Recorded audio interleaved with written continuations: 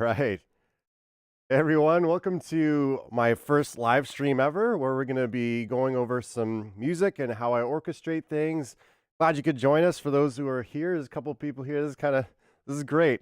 I usually do this all by myself. So, for all of you who are here, feel free to pipe in and say hi and make comments about what's going on, and let me know if you hear anything I don't. For this session, I'll just be going over a pretty well-known track from That I Am.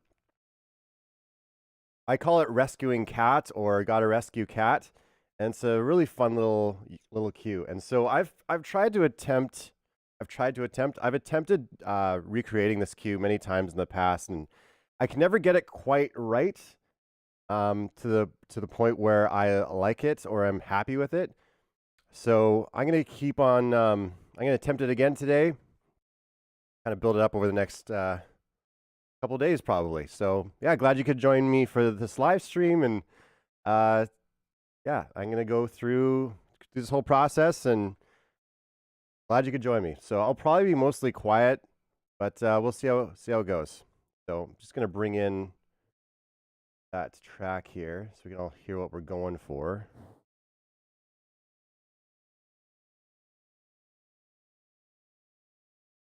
So this is the track here. I'm going to put it into its own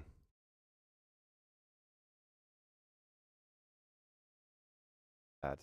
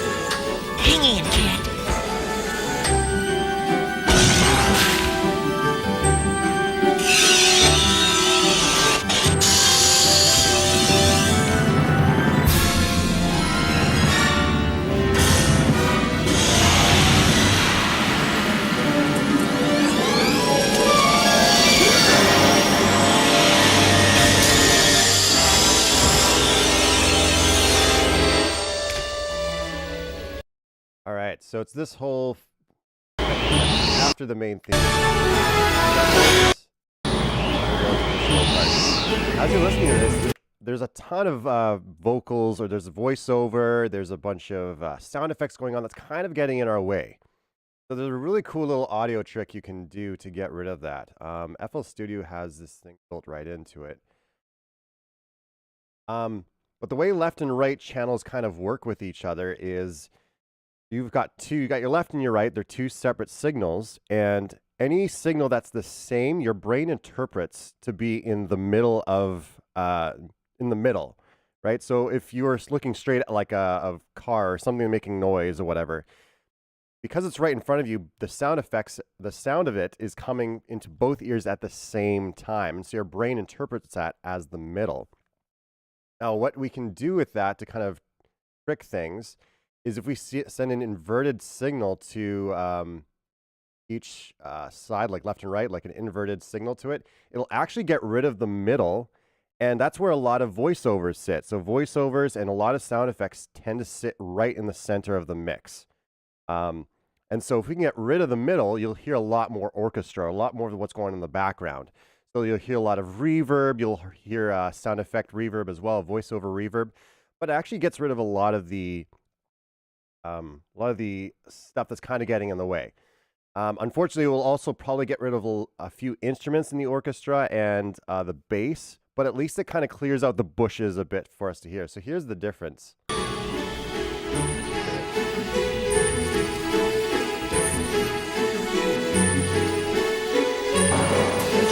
Sound effect stuff that happens. I'm able to eliminate a lot of those sound effects by doing this little trick. Here's all that sound effects, that whooshing, all that whooshing sound, I can almost completely get rid of.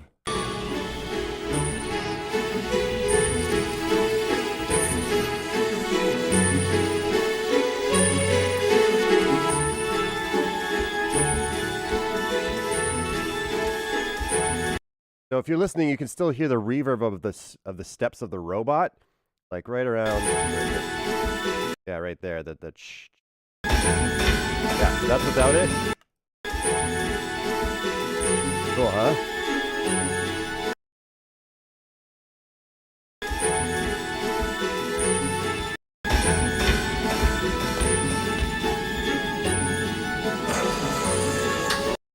So getting rid of that center, that dead center part of the mix allows me to pick up so much more of what's going on with the music in the back. Hey, everyone. Sorry, I'm just like looking at the chat now. Yeah, I'm streaming. I can show you some of the libraries I'm using. Yeah, I mean, I could go over them in a sec. I think this stream will be saved. I've kind of gone back and forth on that, whether to leave the stream up on YouTube or not. I'm new to this whole live streaming thing, so I'm open to suggestions or what you guys think of that. I'm down to try either way. Yeah, so that's the first trick that I use to kind of get the audio from the background cue, because again, you have a lot of voiceover and sound effects going on in this section. So all this whooshing and all this stuff, and then what I can do, if you get rid of this dead center of the mix,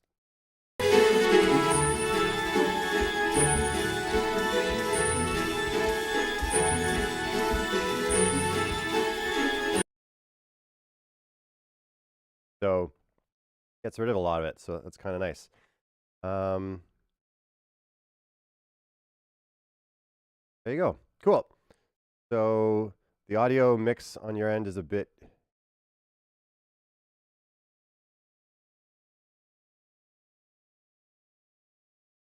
music playing is a little loud compared to my voice, maybe. I like the music being loud personally. I can dial it back.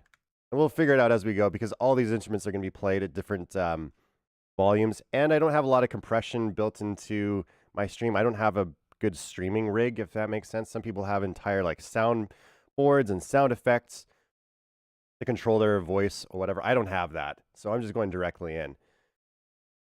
So hopefully, yeah, let me know how the levels go as we go through this. All right, Works of Magic. Hey, how's it going, man? I'm glad you could join.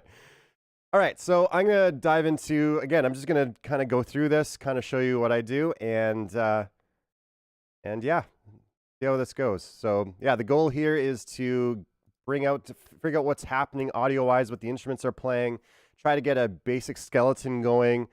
And this isn't something we're going to be able to do in one day or say one session. This is something that'll take multiple days to kind of bring out all the music, the different sections, what all the violins are doing, all that stuff. So the first goal here is to find out the tempo. So I remember in the past, the tempo of this entire section is almost the same the whole way through, which makes it really easy. Hey, Iteabas? Is that how you say that? How's it going, bro? So we got this whole start. We don't need any of this. Whole beginning.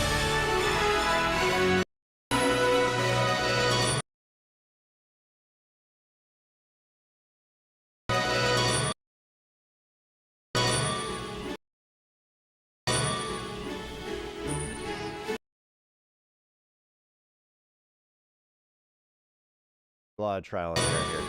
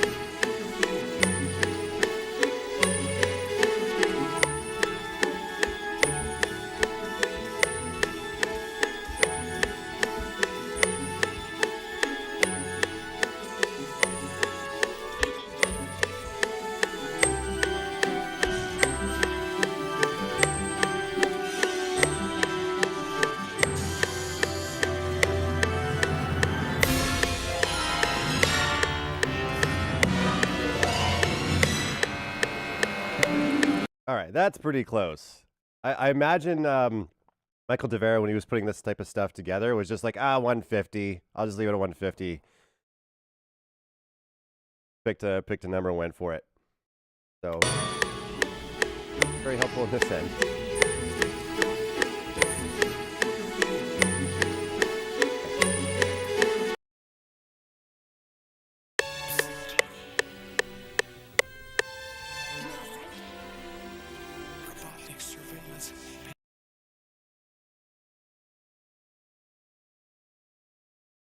What I'm going to do is make a second sample of this. And what I want to do, it's stretchable.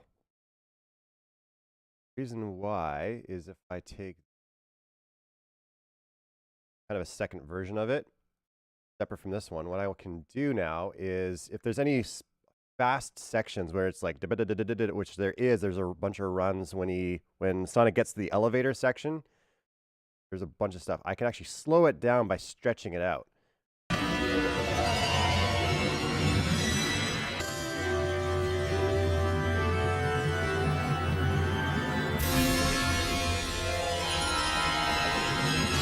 That'll help me figure out what those notes are that are going by really quick. Because Michael DeVera was heavily inspired by the Back to the Future series, Back to the Future soundtrack. He worked on the cartoon prior to working on Sat AM, and what Alan Silvestri used in Back to the Future was this thing called the octagonal scale. And it's used in Star Wars. But it's actually pretty popular in cinema music. And he uses it quite often also in Sat AM. So wonder if that's a little octagonal part there. Figure it out. All right. So I'm going to put that to the side.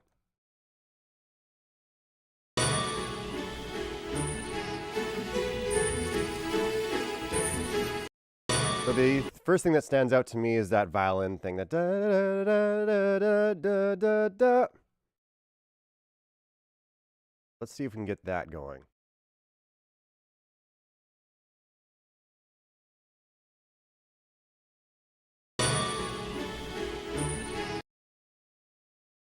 Here I'm in violins, and the libraries I'm using for my string section is 8Dio. I'm not sure how you say it, 8Dio or Dio, the Century series. So I got it on a deal because I don't make a ton of money. I'm a starving musician.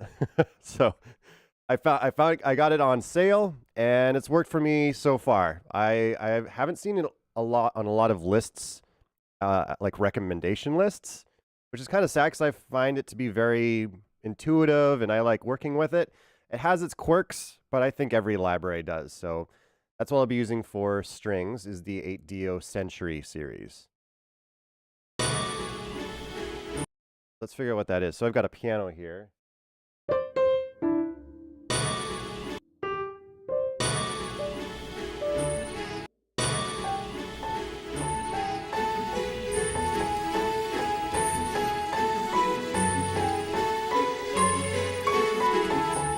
All right, let's use that.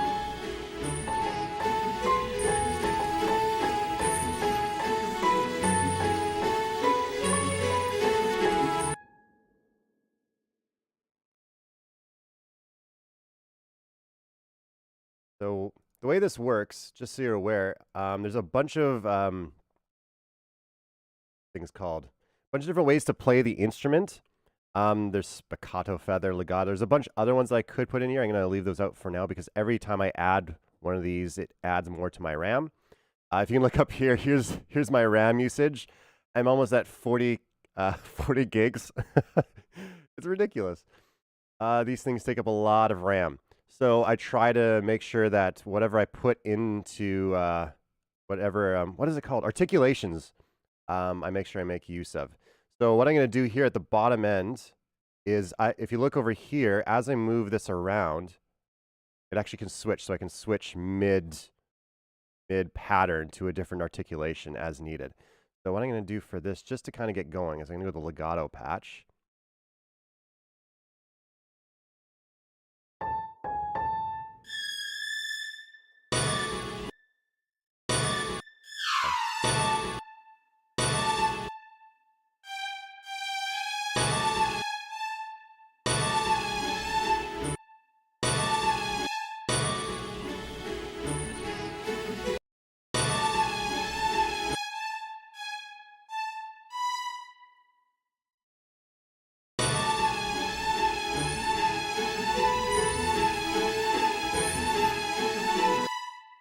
Next part goes da da da da da da da da.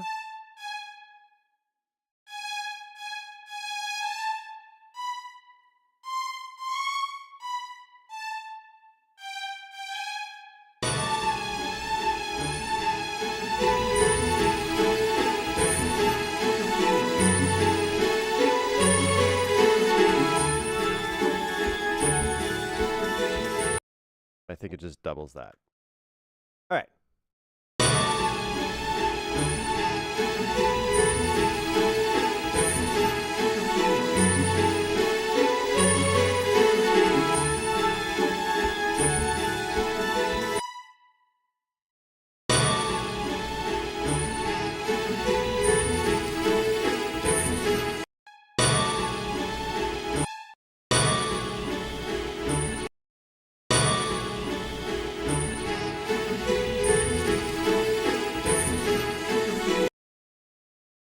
Down one octave.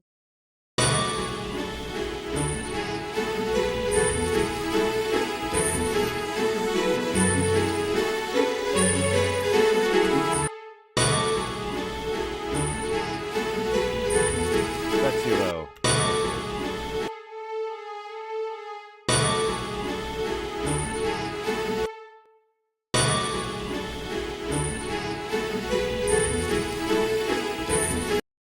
Whatever it's doubled. So the violin ones, let's try this out. You take this, double it in the violas down below. Same thing, I gotta add the key patch.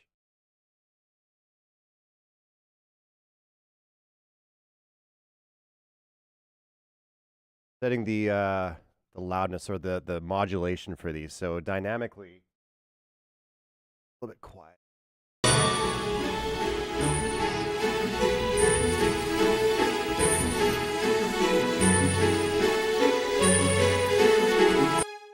All right, and then I know there's a harmony in there. Violins 2.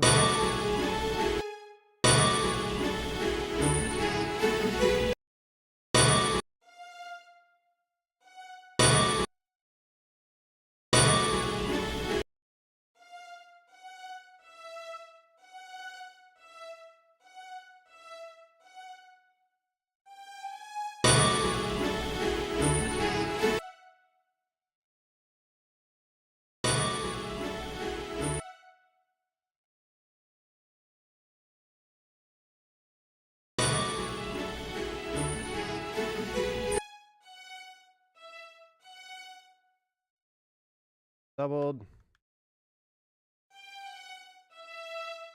Da, da, da, da, da, da.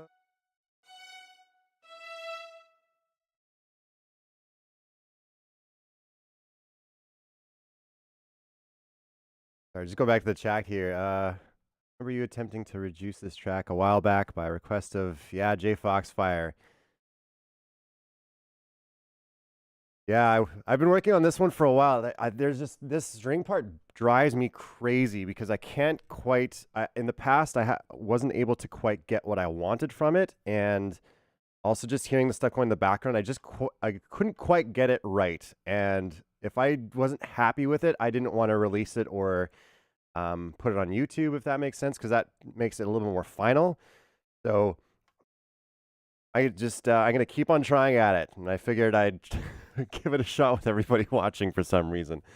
So, but what we're gonna get to eventually is the strings go da da da da da da da da. It's got this kind of bounce to it, and I'm not sure how to effectively do that with the string libraries. I'm sure there's some roundabout way to go about it, or some maybe we can play with the articulations in a bit. But that's gonna be something that's coming up at some point.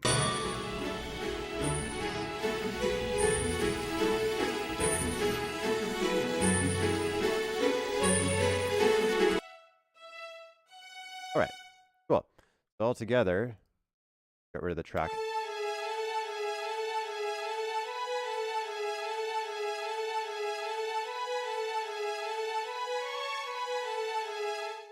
Cool. I think that forms the basis for or the base for what's going to come. Pull that up. Play with the track just for fun because it changes, it modulates down a key.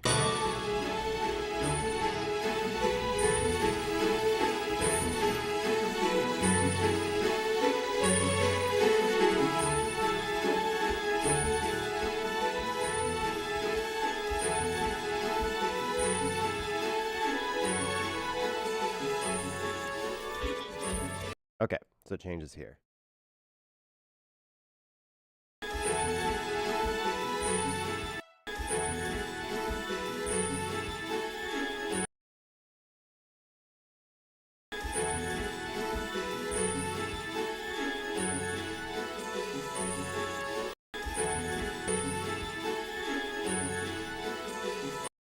Ooh.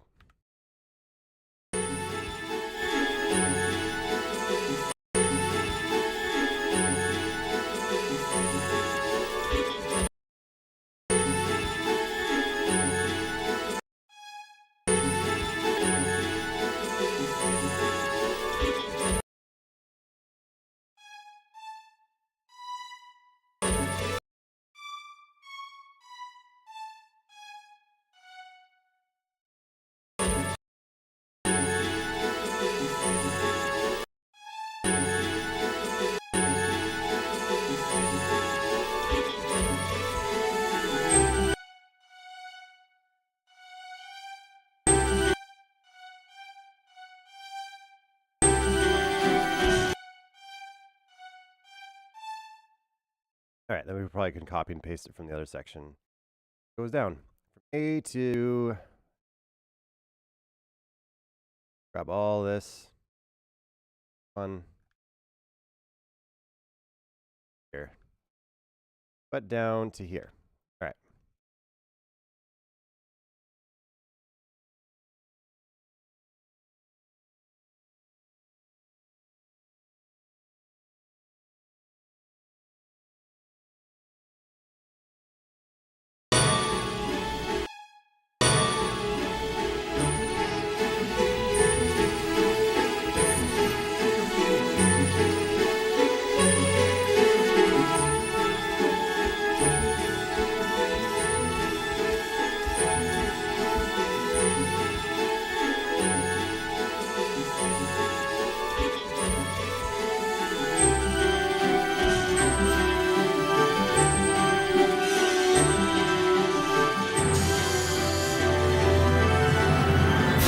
Yeah, and this is where the scene changes.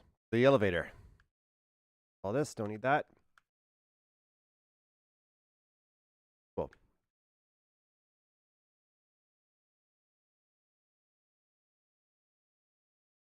Save.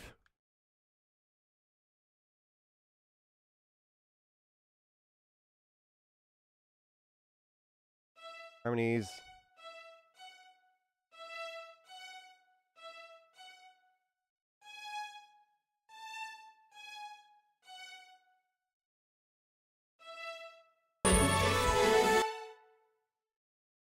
This is working. Okay, this is right.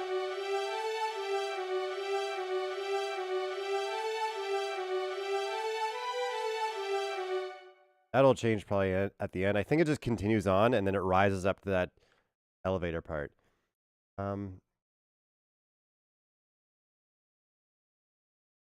Four. So it's basically the cinematic equivalent of the lick. Not sure what you by that. That's annoying. Computer being a little bit delayed. Sucks. Yeah, SatAM's music is quite fantastic. I love it, man. I mean, there's the aspect of nostalgia to it, but also I love listening to it and working it out and seeing what's going on in the background. It's a lot of fun to dive in and there's a lot of really cool stuff in it. That's taught me a lot as a musician. So, great for me to watch because I basically learn songs either by ear. Yeah. We all learn different ways for sure. Gonna be a good question. How do you ever plan on? Do I plan on releasing the stems?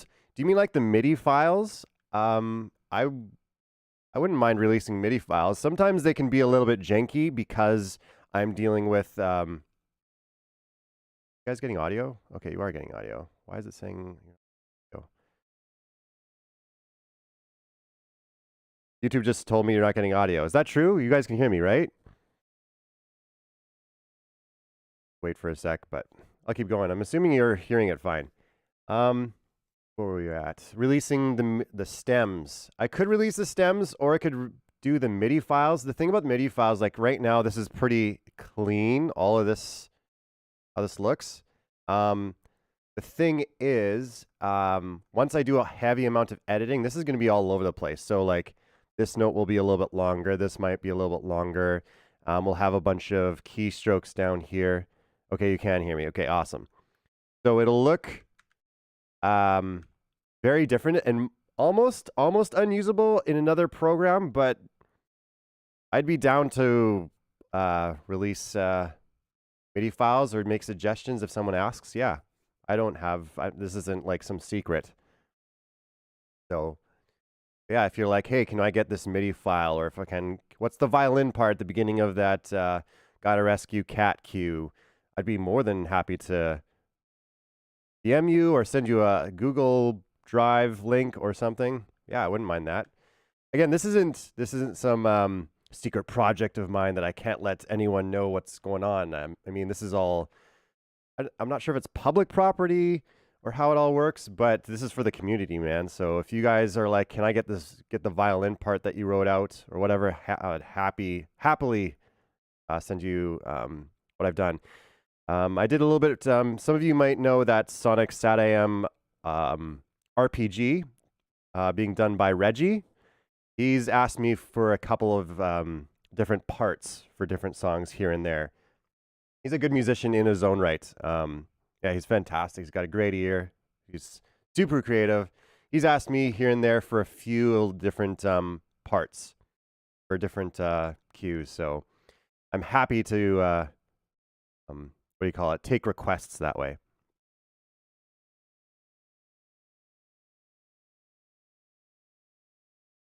Because I'm broke.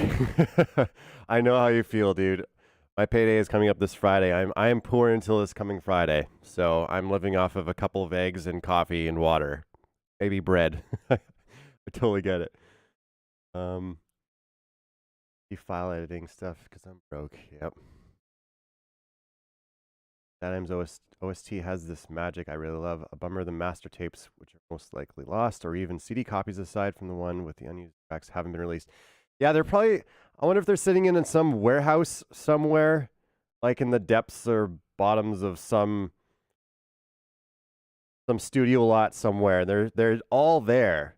They're somewhere, but we just don't know where they are. Because like, wasn't like the whole process, like they bought out a whole bunch of cartoons. Like there was Deke, and then someone bought them out or something, and now they're just through transferring all the files and equipment and all that. Maybe they're not so lost as they're just not itemized. I don't know.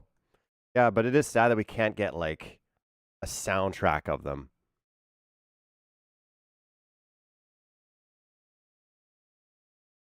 Oh, there you go. 404 got you. Few multi-track masters in Deke's vault, but I haven't got any word back from what state those tapes are in. Has that been confirmed? Like, can someone actually hold up the tapes and be like, "Hey, they're..." How do we know that for sure? Is that? Oh, that's fascinating. I didn't know that. I just thought they were just lost to the ether. Oh, right. Right. One other thing I'm going to do before I get too deep in this, I like to start all my patterns just a measure from the beginning. Might even just do 2 measures. The reason for that is this articulation thing. If I do it right at the same time, often what will happen if there's another part of the song that has a different articulation, the computer tends to run top down. So it'll actually play this note and then play this one. And so the articulation will come out a beat late, if that makes sense. So my choices are either move this back or move this forward. So this hits first to switch the articulation, and then this plays. So I like to leave a measure early, and that way I can also do the, what do you call it, the lead in, like kind of the fill in. And I can take this articulation and move it ahead just by a little bit. I'll move it ahead just all these.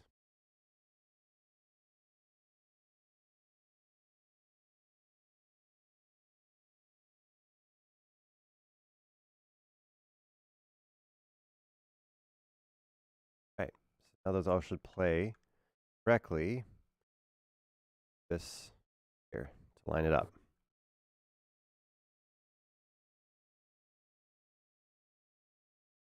Yeah, hopefully they get released at some point. It'd be another Sonic OVA OAST sessions release moment. Yeah, I'd be down for a release of those tracks. I think like even Michael Tavera, I shouldn't say this happened for sure. So don't take my word for it, but I heard that he doesn't actually own it because Deke owns it, so he just gave all his work over to Deke, all the background tracks, and he can't actually request to get it back or something.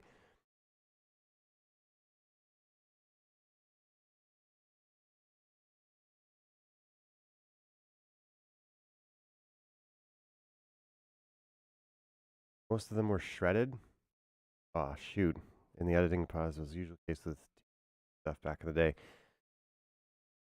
Man, I hope not. I hope get a lot of it. Because the other part of it is they use a lot of the same tracks between episodes. I started like a year ago, but I'm making like a Google spreadsheet of all the tracks being used throughout the episodes. And I spent a lot of time on it early on. I haven't got back to it in a while, but it's interesting to hear how many of the tracks are reused from episode to episode. So even this one's used in the first episode just really quickly. It's just a quick like da da da da da da da da bum da da bum, like as it goes into commercial or whatever. So a lot of the tracks were reused. Okay, anyways.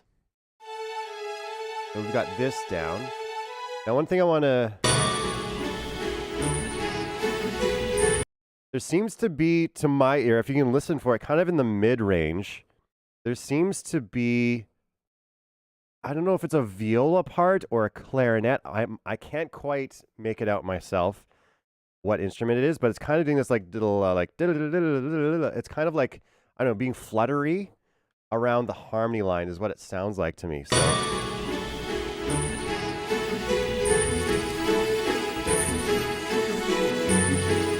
there's like a little, I'm not sure what it is. So one thing I'm going to try to do here, you know what, I'm not going to go, that's a tough one. So let's leave that behind for now. What we could do here, those glockenspiel hits, those dings on the top register.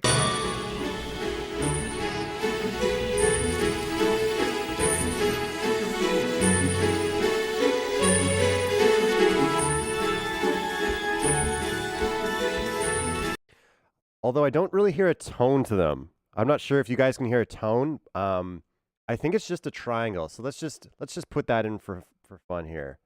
I'm gonna throw in a triangle. So this is a library that's not 8DO. This is where is it here?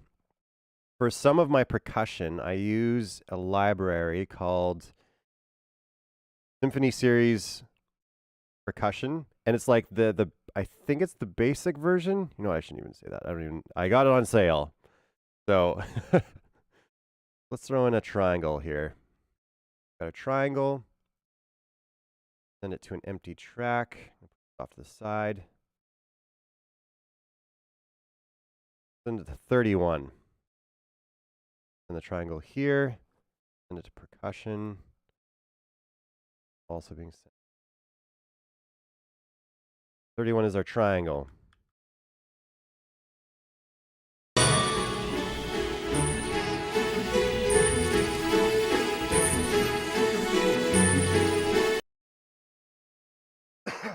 Excuse me. When I redid this track, I added in a Glock because I kind of liked it. So I might just do that again just to kind of...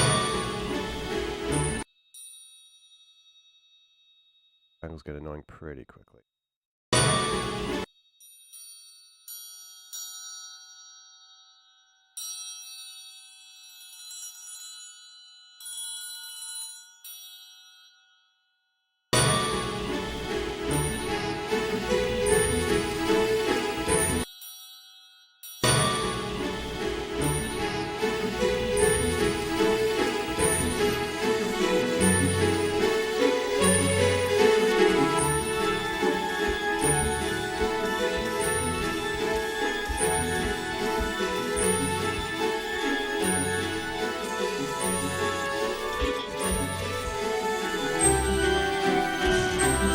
a sec. Did it change tone? It did. Do you guys hear that? Okay, I'm going to mute this for a second. If you listen to the triangle part.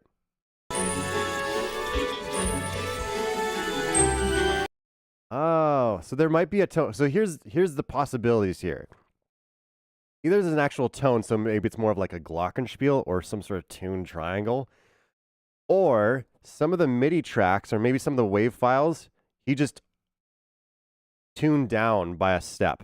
All of them, just kind of like bulk edit, just to kind of, so you didn't have to do too much work in terms of transposing everything. So I wonder if that's just the triangle going down, or it's an actual glock with a tone. So what do you guys think? What do you hear? I'm going to play this through and see if you can hear. I'm going to start here so you can hear the difference. Listen to the triangle and listen to the tone.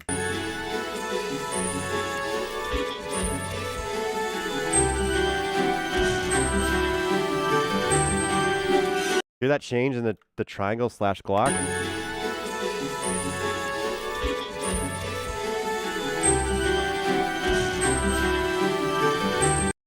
All right. So I might leave the triangle in for now. Let's bring in a glock. Go back to that same library here. Percussion. Glockenspiel. Name it so we don't forget it later. Spot in the mixer. 32.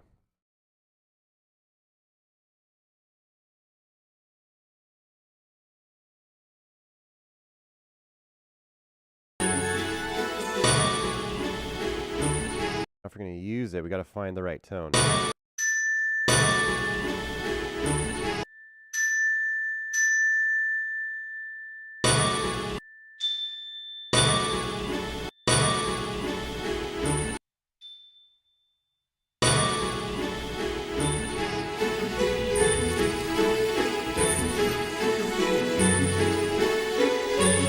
The thing is, like, listening back to this now, that the tone or the timbre of that hit sounds like a triangle to me. So I don't know for sure if it was a Glock or a mixture of the two.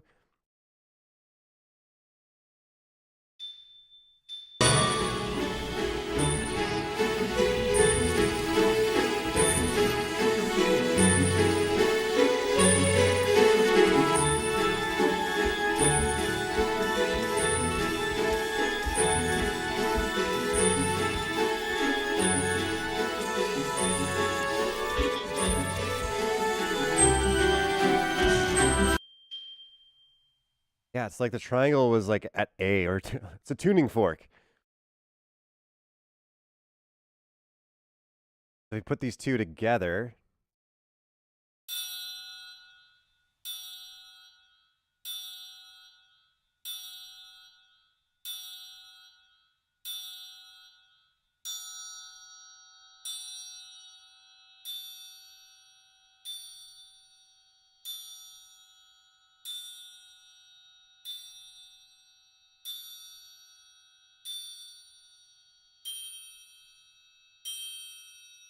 Right, because it shifts down like a whole tone in that spot. So here.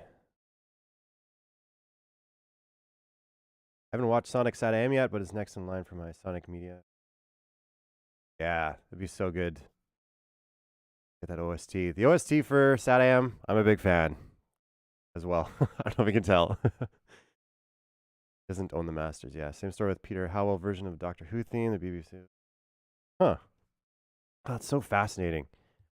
I remember watching a documentary about James Horner, and he talked about the same thing. It's like you write all this music and you get like emotionally invested in what you're making, and you give it all away, and you can't reuse any of it. So you go to your next project and you have to start over, and it's like, oh man, I hold on.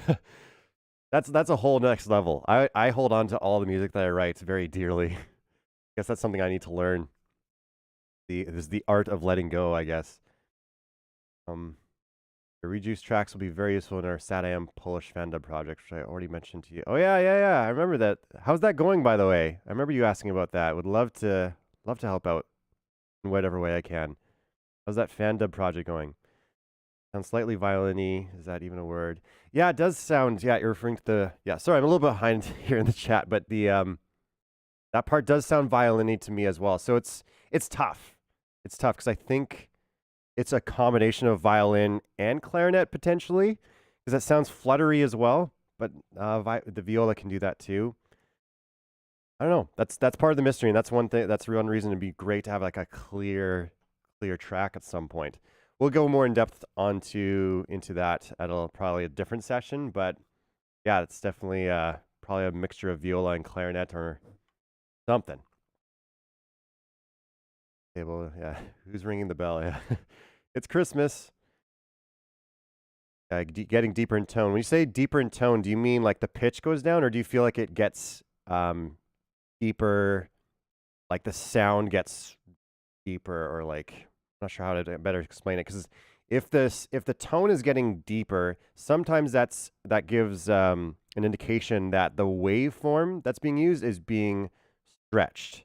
You know what I mean? Because if you lower it, if you pitch it down, the waveform tends to stretch out because it gets longer, right, to match the pitch. So you could go either way there. It was both of them mixed together, yeah. Cause listening to it. Oh yeah. Thanks. Appreciate it, 404. Don't sweat it. You're doing great for first stream, dude. Appreciate it. You meant the pitch? Okay, yeah. It does get deeper, yeah. Totally. Goes from that ding. Yeah, totally. Totally gets deeper. So I'm thinking just for now, we'll do a combo and we'll just blend them. Got to make sure the Glock doesn't get headachy, or either one of them gets too headachy. Just by themselves. Ugh.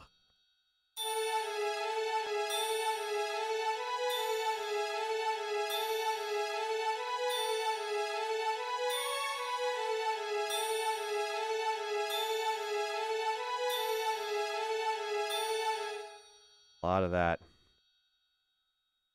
What 3/4 of the cast, the pilot, heads or tails, are already first rehearsal. Nice. Sounds amazing. Amazing. I can send it to you. Yeah, that's awesome.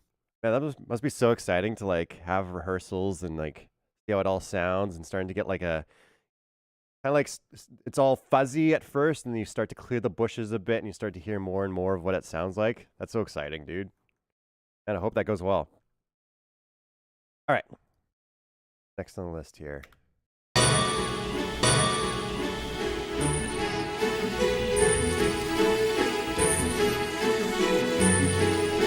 All right, let's tackle that bass line.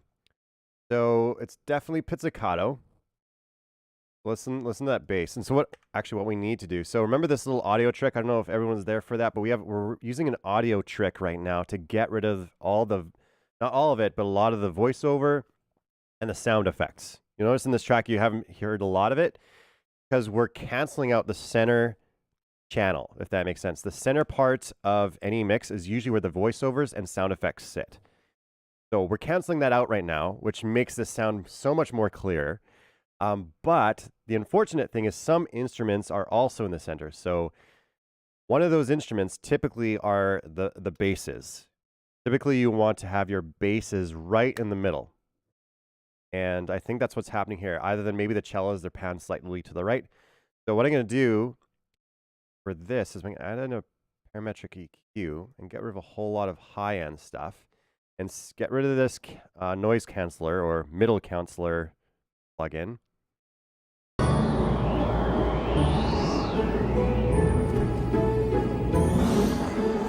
Right, so you start hearing more of those sound effects.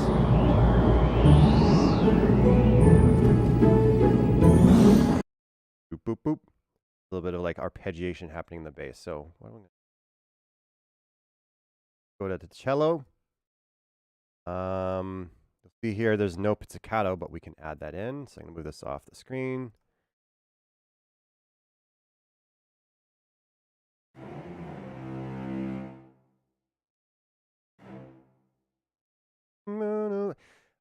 Yeah, so this is in what key this is in. This is actually like technically it's in the key of, you'd probably say it's C Lydian. You can also think of it as G major. So let's go back to the cello. And what I'm going to do is pick an empty spot here. I'll put it on the screen so you know. I'm going to go for, choose F. So if I go to, whoops, put it on F. I want pizzicato on F.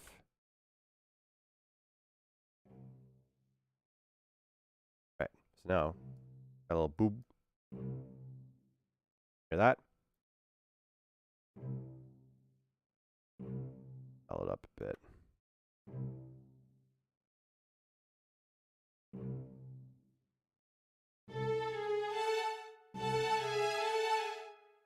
Nope. Totally wrong.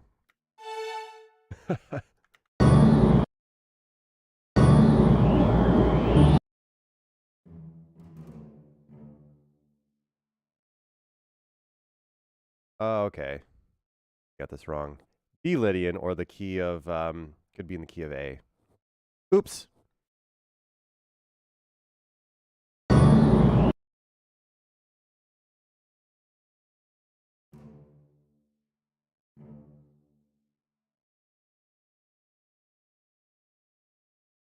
Huh. Oh, I see what's going on. I actually have two libraries running at the same.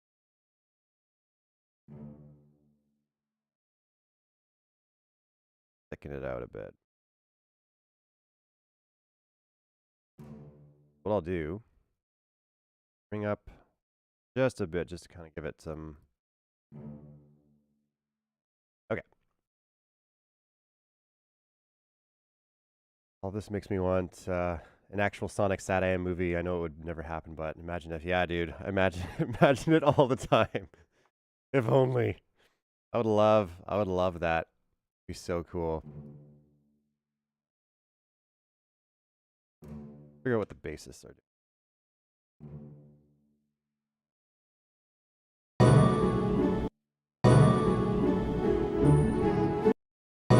But the first one's hard to hear.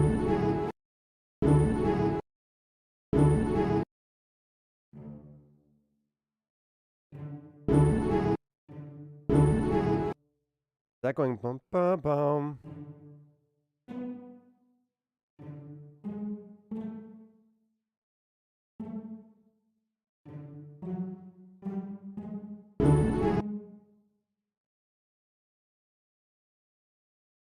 Birds.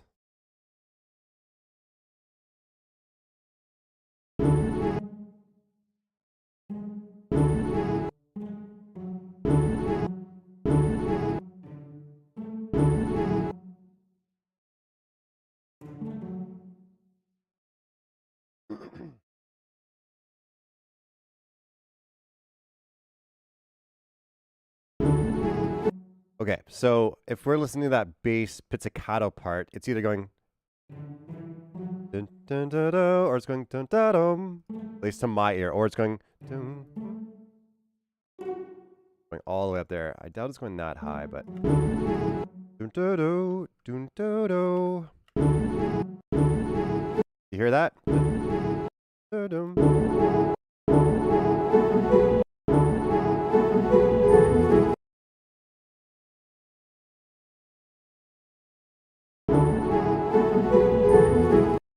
I think the first one goes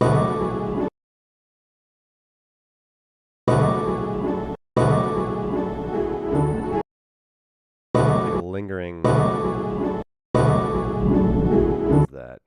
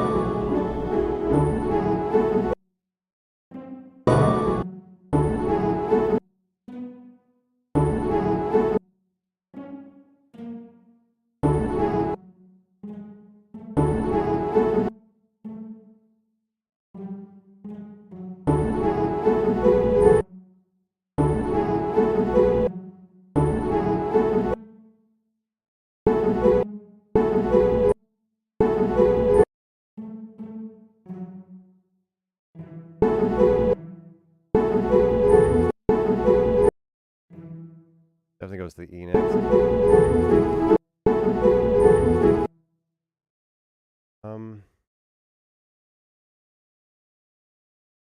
By the way, another piece of SATAM media. There might be a 60 copy of the Lost Pilot intro, but to my knowledge, it's very scuffed and horrible state. Yeah, I've seen clips of it. Yeah, it'd be great to get that somehow, or even just to like restore it. Like even if it's scuffed up or whatever, just to see. Like even if we get like 50, even if like the bottom half was completely cut out, it'd still be great to see parts of it. You know, the clips we have online already. High quality source we got, and very true. Yeah. Negatives. Yeah, I don't know. Here at least 2 season, 2 episodes still intact or stuff. Oh, that's cool. You still have a still from a 35mm print. Oh, that's sweet. Awesome.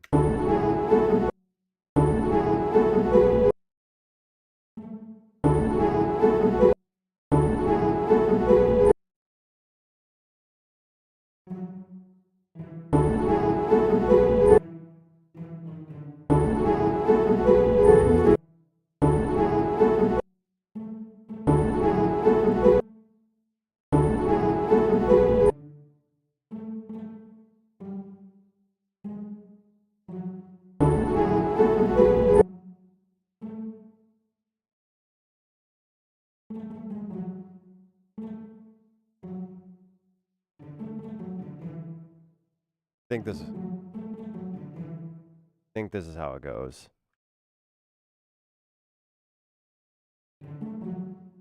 Get this part. Ta-da.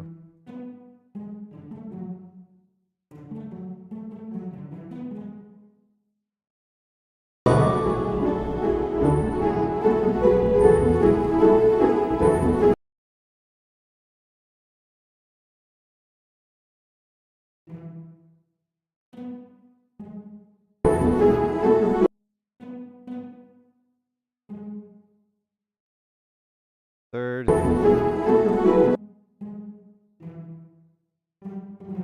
Then goes to F sharp minor. Oh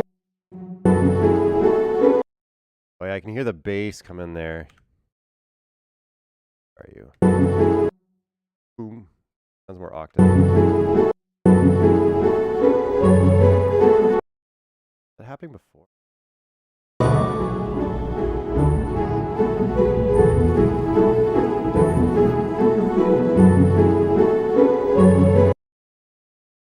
That's the double basses giving that low end pitsy.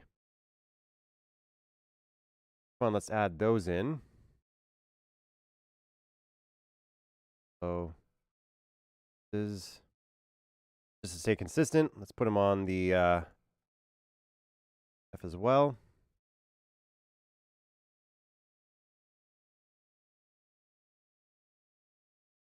Same case, up just a bit. E. All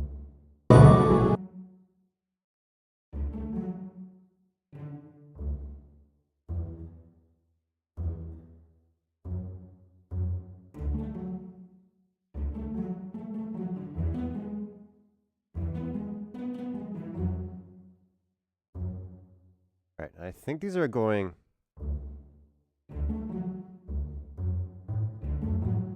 Something like that.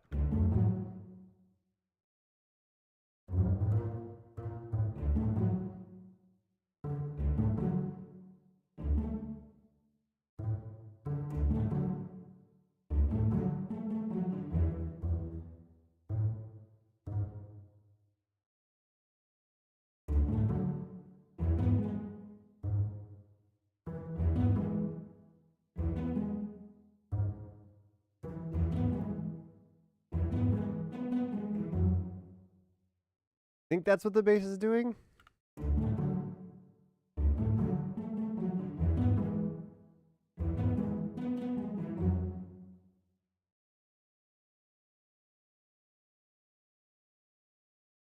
It looks so gorgeous in full HD. Hit me up on Discord and I'll link it someday. Yeah, that'd be awesome.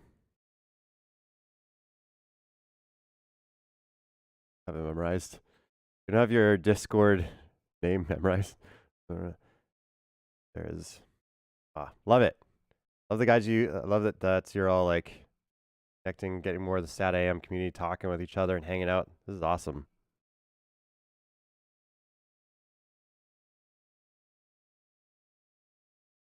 Yay, the God of Evil. Glad you could join us.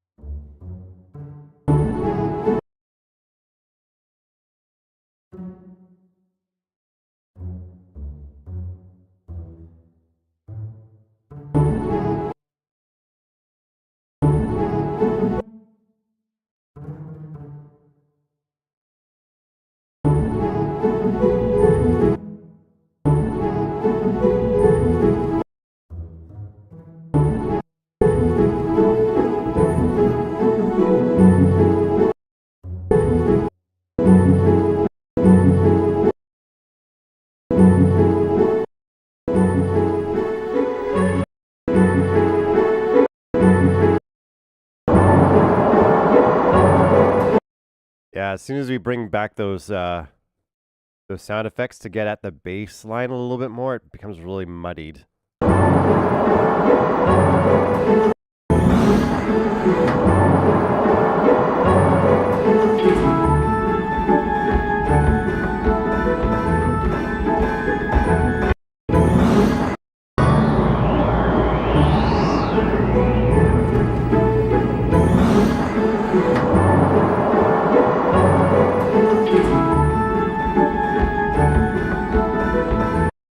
It also makes the violin part kind of annoying in this. Should I use the word annoying? Is that I can hear there's kind of like three parts. There's the main line, there's the harmony. I'm pretty sure there's an octave underneath, and they're playing like the more like yeah da da da da da da da da this part. Da, da, da, da, da, da, da, da. But there's also pizzicato. So it's like one instrument is going bloop, bloop, bloop, bloop, bloop.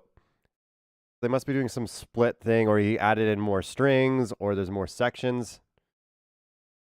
Right? Because there's the da da da da.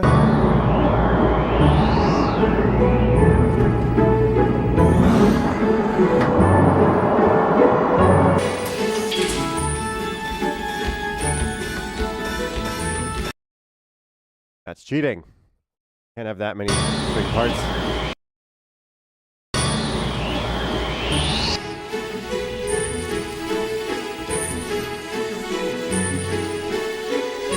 Unless it's the cello going up higher. Boop, boop, boop, bloop, bloop. Like that high. Da, da.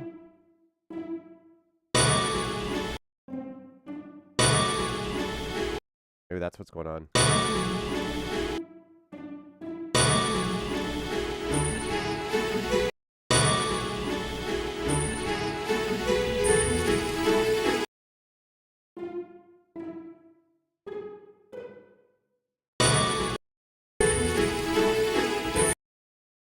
But then here it's like boop, boop. There's like two B's in a row. Then we still got this action going on. So like, what instrument is playing that? Whoops.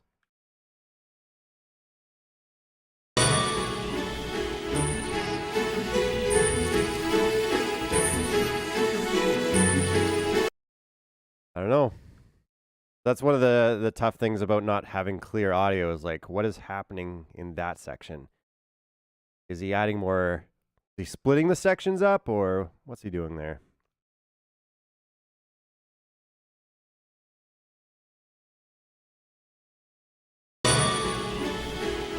You can hear that dun dum.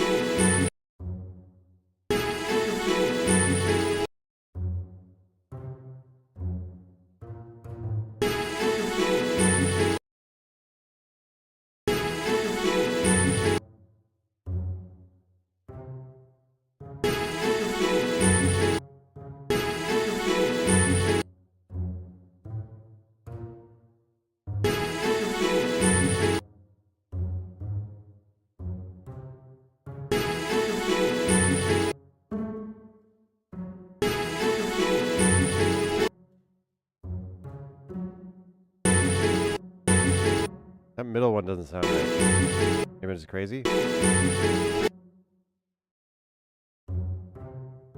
Well, it should.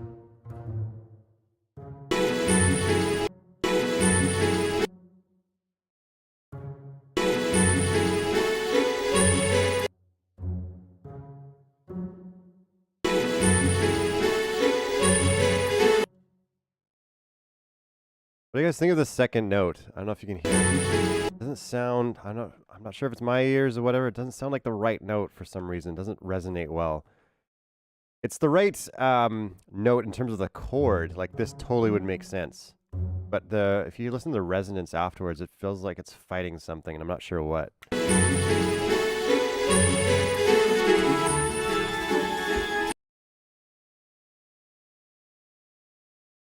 And they say the sad AM community is dead. Ha! Dude, it's exciting to know that there's so many other people who love this show as much as I did, or do, I should say. Just coming into this scene probably almost a year and a month ago. Like I think September, October last year, where I started putting this whole thing together. It's been so cool to see how many people actually love this franchise, this not necessarily the franchise. What do you call it? The cartoon, this umbrella of the Sonic fandom. It's just so cool. I always thought it was a dead thing that's like not so many people. It didn't resonate with a lot of people, or I was one of the few people that just appreciated for what it was. But there's a huge following of it. So it's been so cool to see over the past year.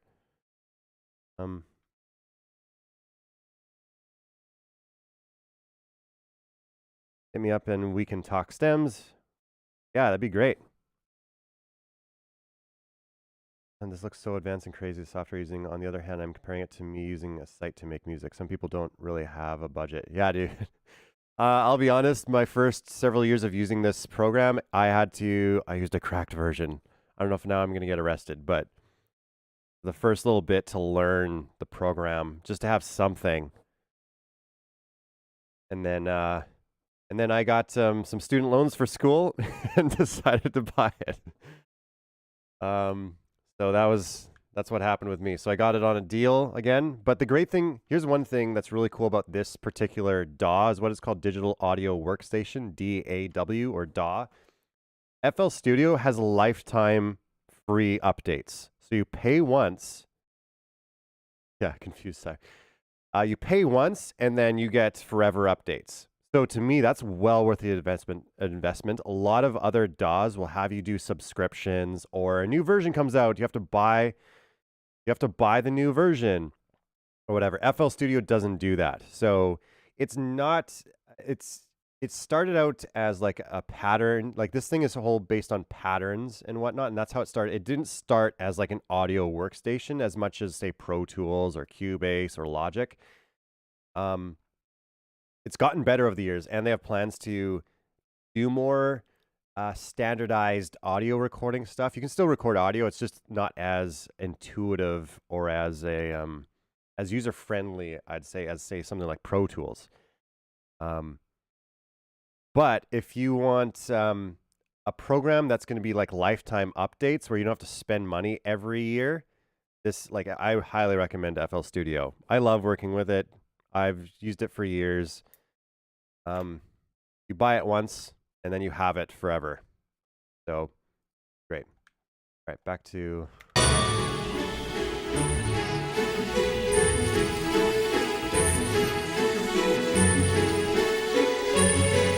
that second note, that drives me nuts.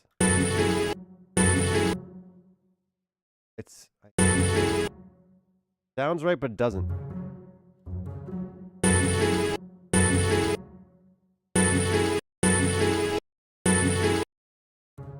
The only other note would be that.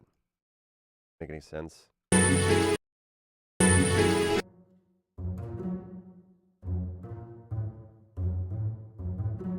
Because it's a minor, so it'd be both those. Whoop. I don't know. It's one of those things where it's like Is it too complicated? Is it you gotta figure out diminishing returns? Is it worth spending time trying to figure out every single note? Something lesson I still have yet to learn. I like how the rest of it's turning out. Let's hear how it's sounding.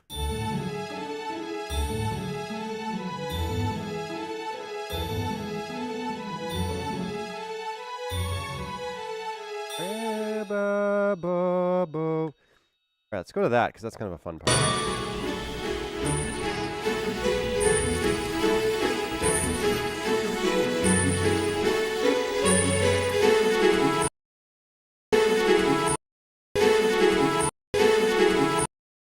No, that's obviously, and by obvious, I mean maybe it's not, but it sounds like an oboe to me.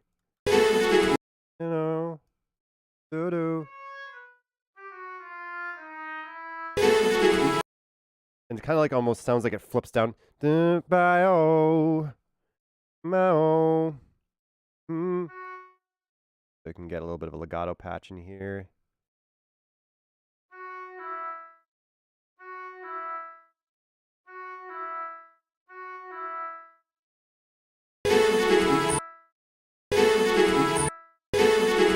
Yeah.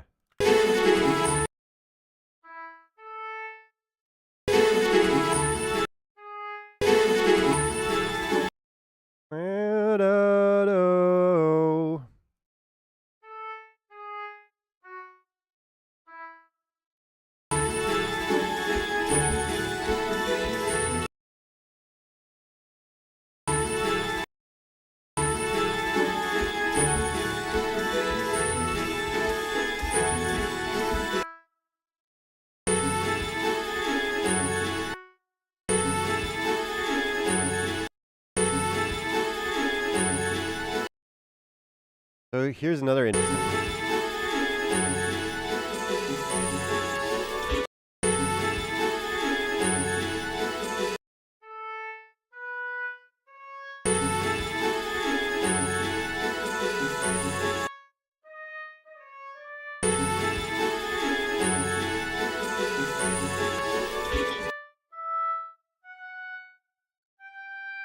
Oh, it's going up there. Range button.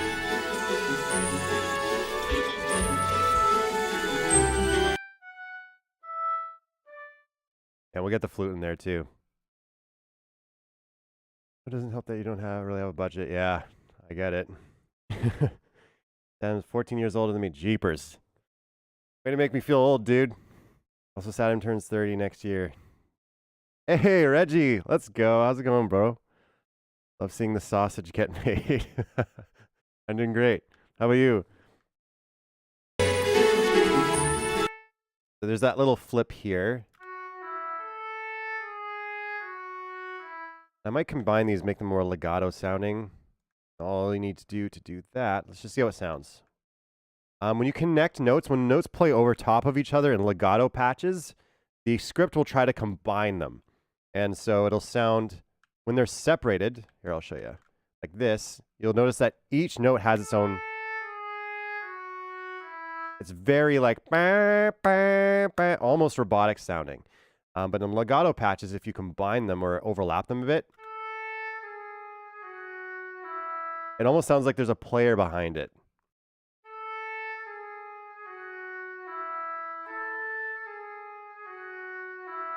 And the timing of that is something that will go, I'll spend a lot of time, not a lot of time with, but I'll probably go back later and add in so that if you solo each instrument, it'll sound like there's a player there rather than just, you know, a bunch of MIDI blocks.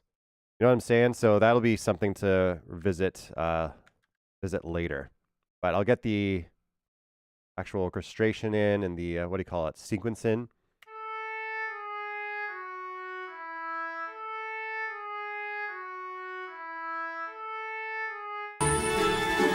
And I know there's a flute on top as well, so let's get that in.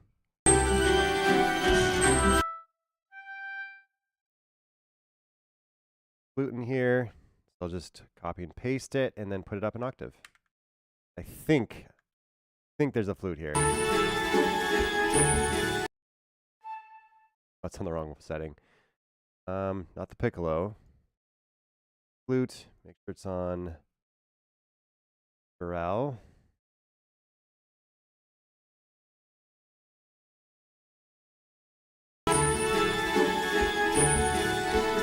Better.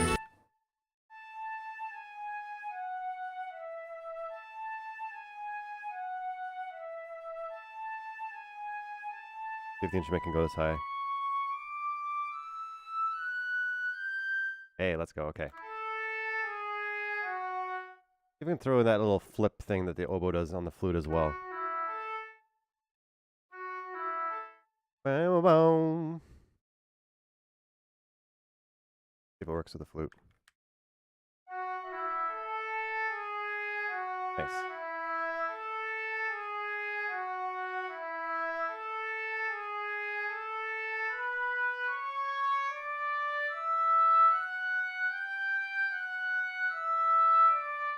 And that just repeats there. Cool.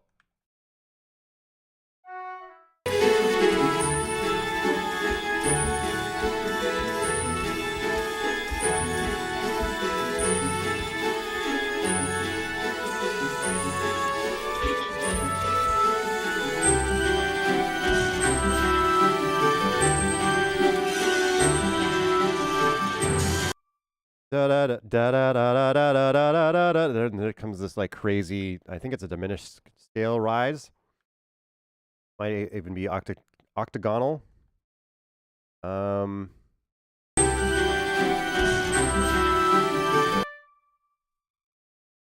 That. And this line continues on into this part.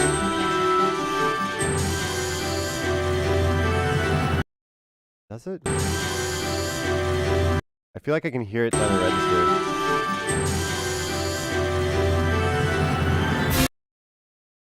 Maybe not. I'll just combine them. Okay. So all together, so far, still have the bass, the cello, and the bass to fill out here, but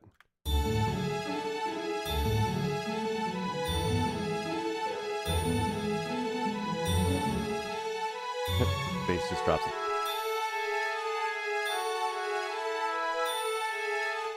Violin's a little on the loud side. Let me take these down.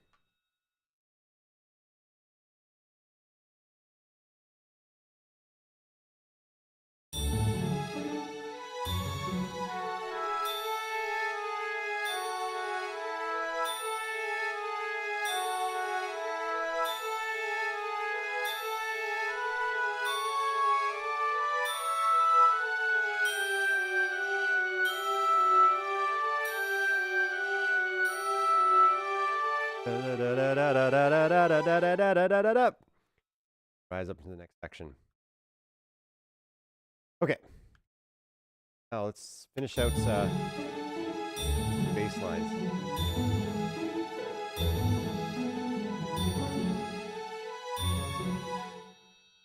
Copy and paste. Boop.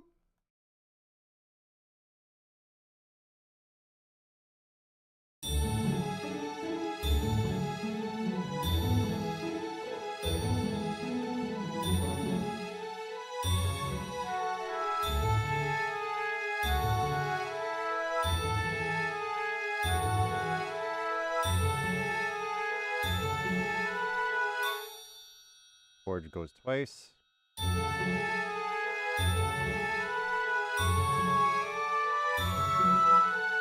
And the key change. Now we go down.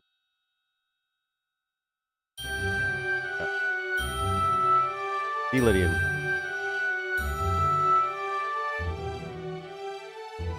Then next section, elevator. Okay.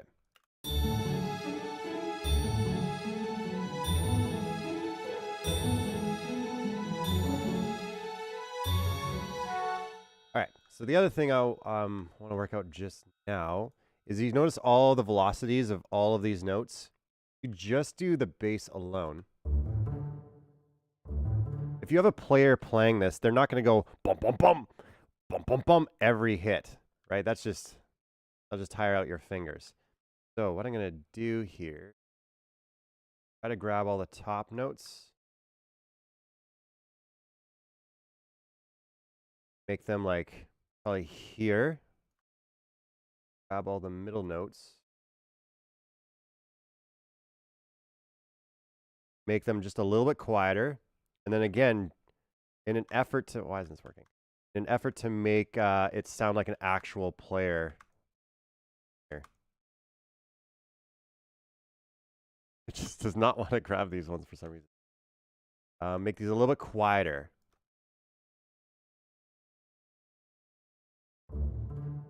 So now it sounds like someone moving their fingers quickly, right? You can't go bump, bump, bump too quickly.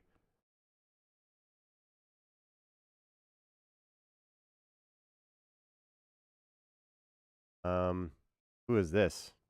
Thanks for the messaging.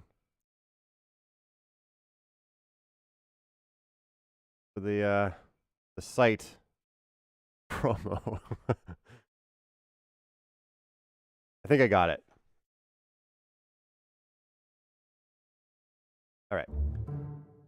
So what's going to happen here is it's not going to sound as full, but I'm okay to sacrifice a little bit of fullness to make it feel a little bit more real. So if you imagine someone plucking their fingers, they're not going to be perfectly 100% for every hit. Maybe the first one they'll get, and maybe the last one. But you can still hear the tone there, right? Even though the velocities are different.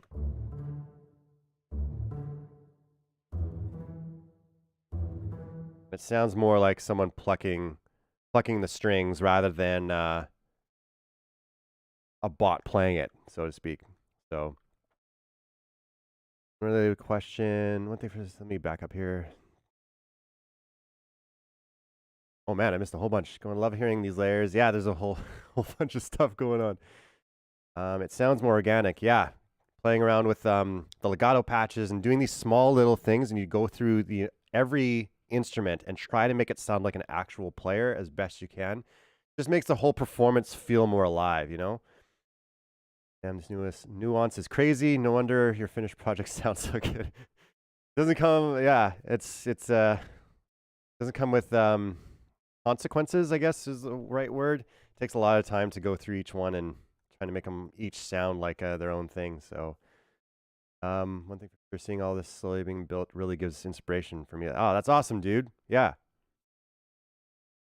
Go write some music.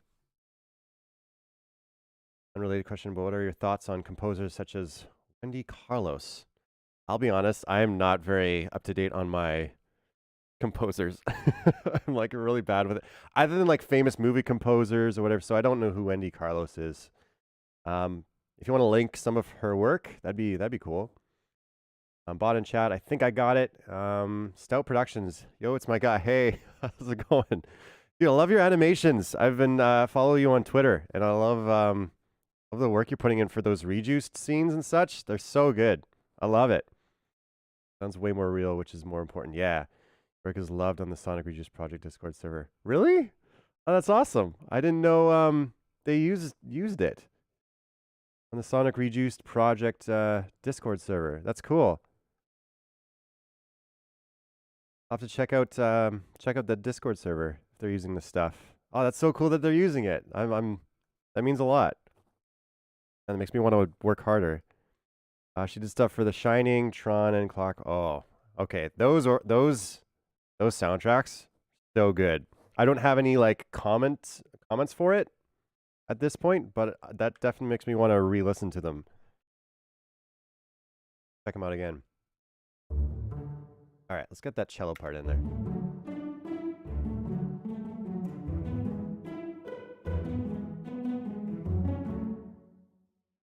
All right.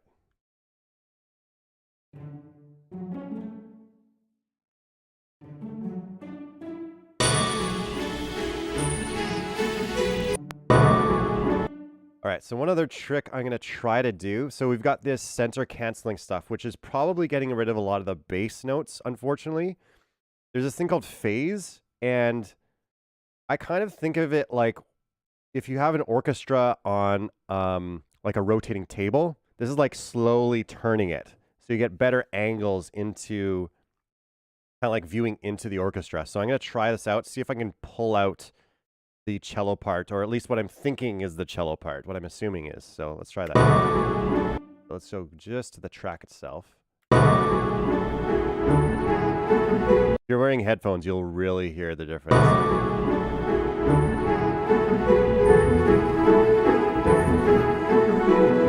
Yeah, I can see in this setting, that string part really pops out. And you hear so much more of that like fluttering clarinet / viola part. That blah, blah, blah, blah, blah, blah. Man, I wish I could figure that part out. It's so... I've lost a lot of my... I gotta not get sidetracked. I lost a lot of cello.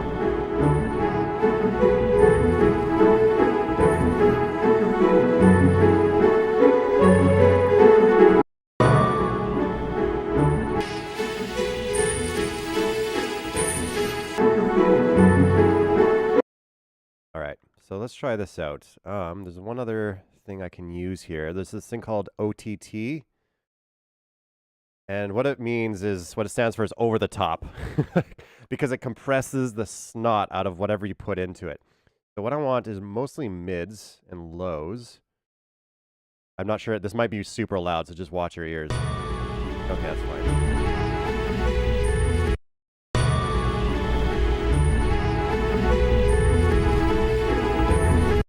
I'm gonna put the EQ after.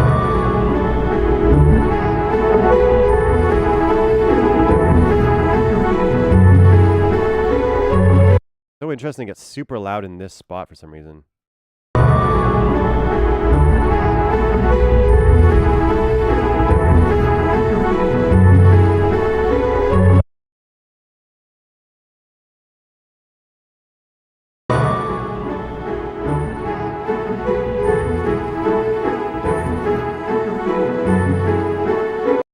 I'm just gonna try to match this.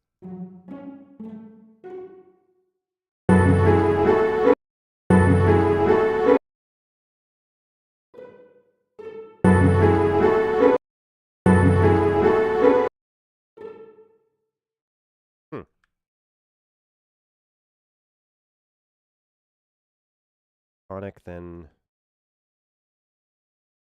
goes tonic 2.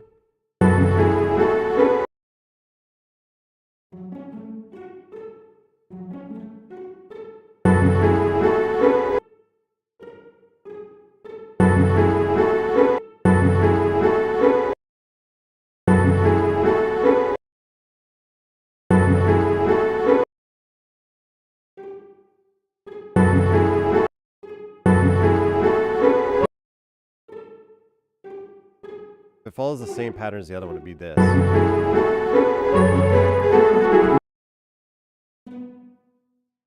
Come on.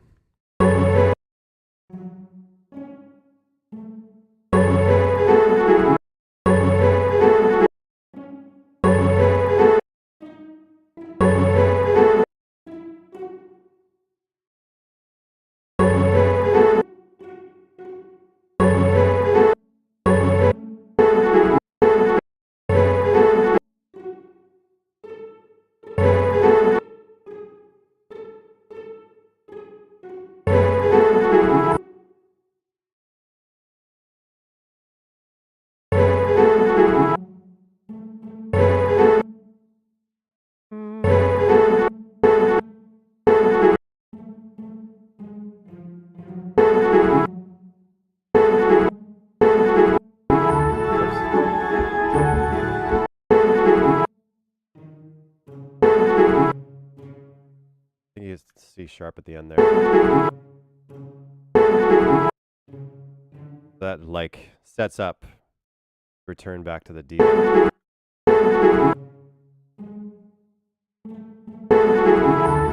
I think that's right. Something like this. Something like that.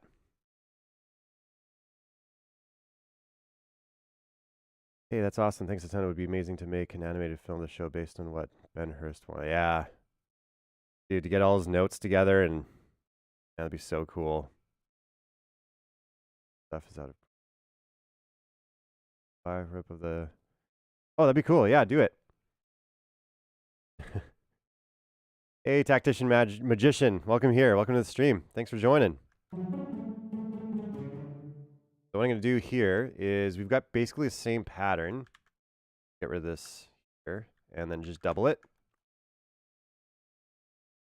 And then we know this chord goes for 2 bars longer. So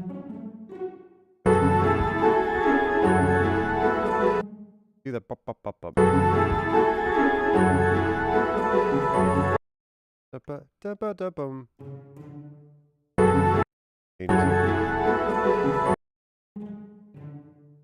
Maybe it doesn't. Da-da-da-dum-dum. Okay, that's cool. Which gives it a cadence back to the F sharp either way. Cool.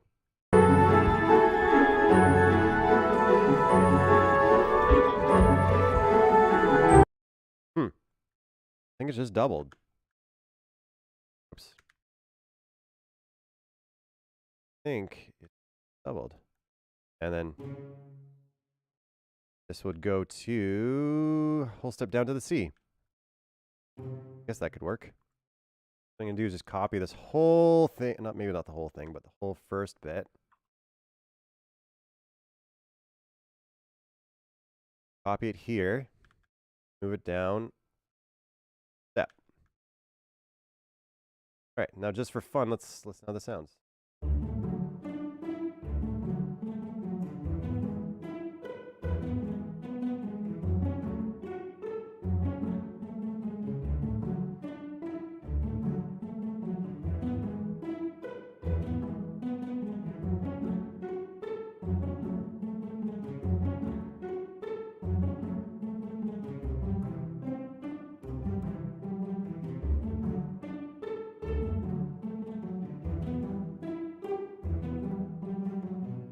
New scene. All right. Cool. Shaping up. Coming together. So let's start from the top. Let's listen to it all together. Not the final product in any way, but let's just see if there's any notes sticking out that sound weird or anything.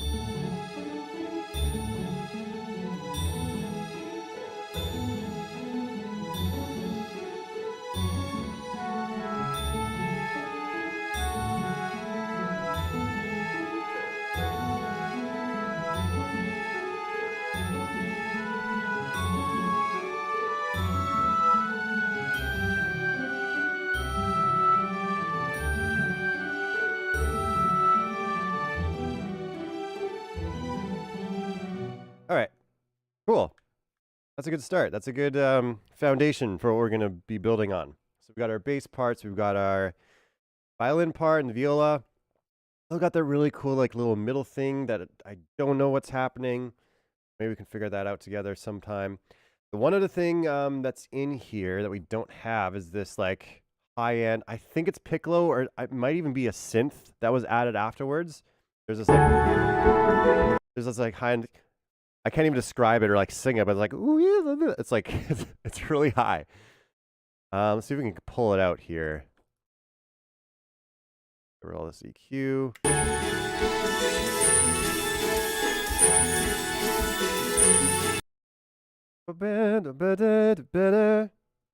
Not even sure.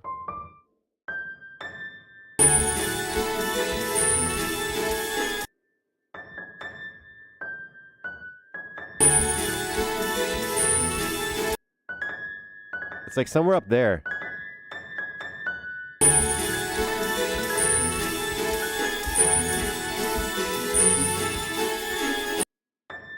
It's like, it's a bit offbeat, like it starts like, or it's a bit of an offbeat thing, like one. Bum, bum.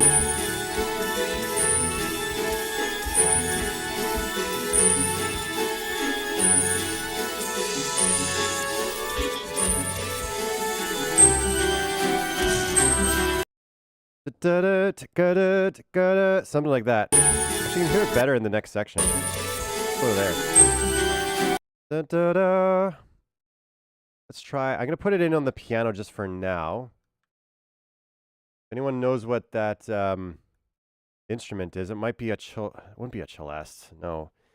It sounds like a synth. It doesn't sound like a natural instrument to my ear, but maybe I'm wrong.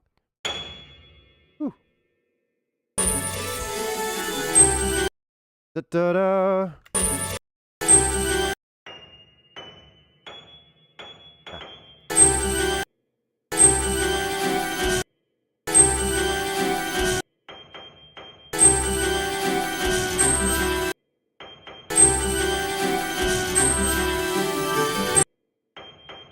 The other thing is there's an actual piano part in here. I don't know if you can start to hear it. Right there, you can really hear that there's an actual piano. Da-da-da-do. Right here, it's da-da-da-do. Da-da-da. We'll add that later. So I have a patch here that's kind of like it's a piano just for my own playing that goes directly to the out. Then I actually have a grand piano patch that I'll use within the orchestra.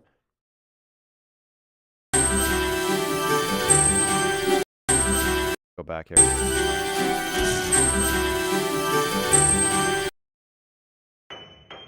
Repeat it here.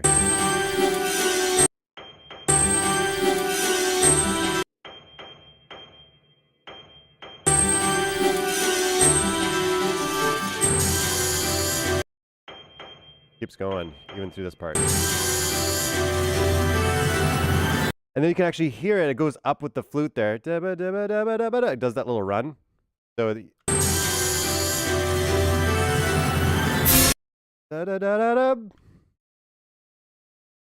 all right. No idea what sound that is.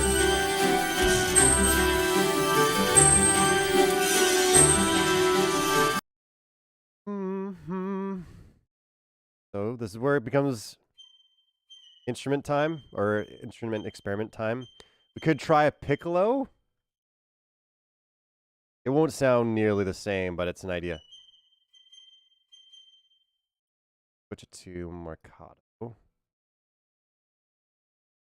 Here, scroll down because I want to start setting the inflation.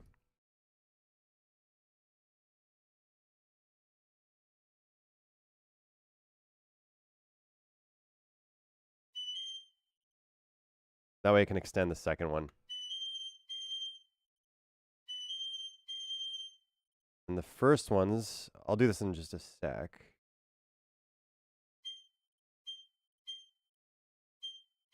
But I'll make the first one a little bit quieter so it sounds like you're flipping up to it, like da-da, da-da, da-da, da-da, or da-da.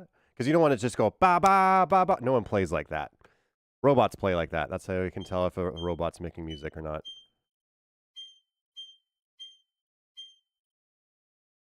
So, first one down.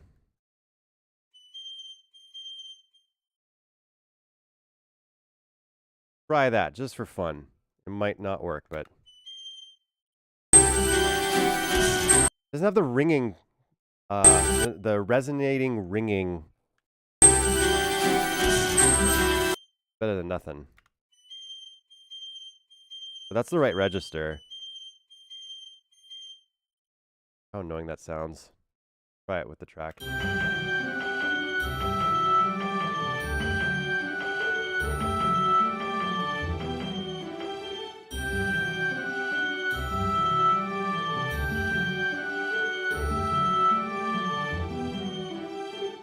It kind of works. Kind of does. It doesn't, again, it doesn't have the right bite or the right resonance, but it puts a melody there. It puts a note there. So I wonder if I'll just leave that for now and come back to it.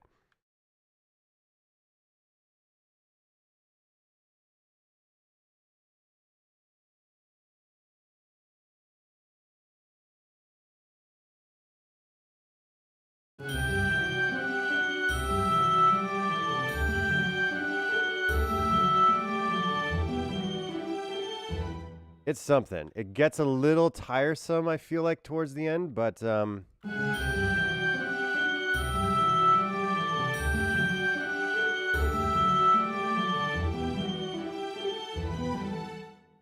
right. All right, the other thing we can start working on now, let's get the piano part in there.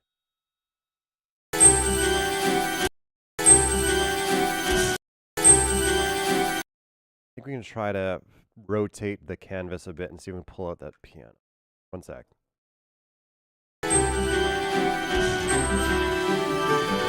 I can hear it most clearly right here. This little da-da-da-da-da or whatever. Piano.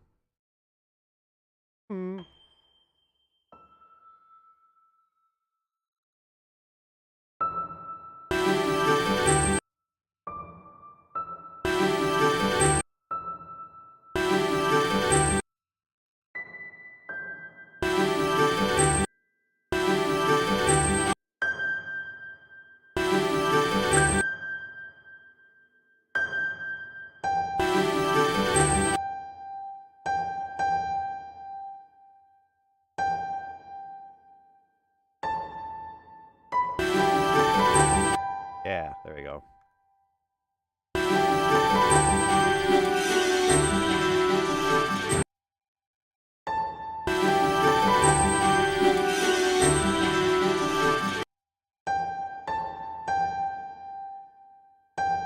Sound like it does anything fancy here. It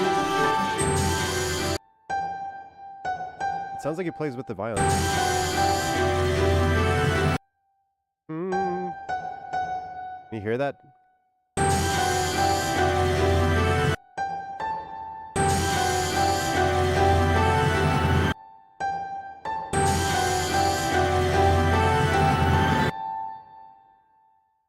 I don't think I knew that. I heard that before. It's down an octave, it sounds like.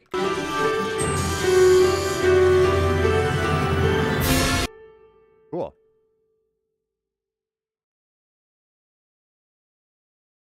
Piano and then the key. Billion Foundation. Fantastic bass. I do hear it. Something to fill the space a bit more. Yeah, it does sound like a sort of electronic piano-y sound. Yeah, and then like there's a piano and then the keyboard. Getting some grub. Yeah, feel free to go grab some food or whatever. I won't be offended. Got my coffee here, so I'm eating too. Space a bit. Hey, if it works, it works. Yeah, we're figuring it out. I'm going to try and send you a link of an unlisted video of mine that showcases the Saturday medley I was working on. Has the same account. Yeah, do it. I'd love to hear it. Love to hear it. Thank you. Appreciate that. I'm glad. Yeah, it sounds like it's in that register. It sounds like I got a delay on this for some reason. Track 4.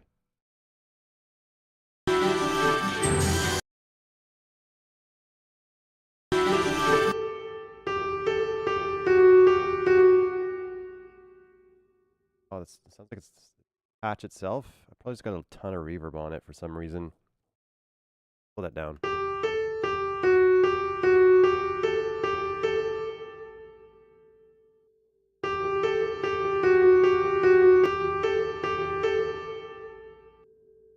Here. Yeah, let's go back to this part. Is that the right register for that? Yeah, I think it's there too. All right, so judging by how this is sounding, I wonder, just to round out the bottom end, he actually just added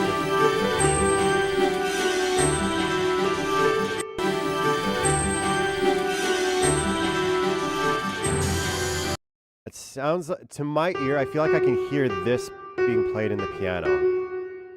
So what I'm going to do is add it in here, almost to layer it, to thicken it up a bit, just for the second half for now.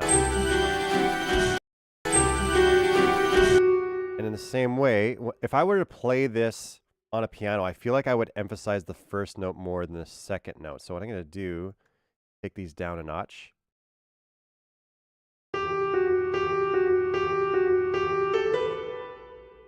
Ta-da! I'd probably do the same thing here.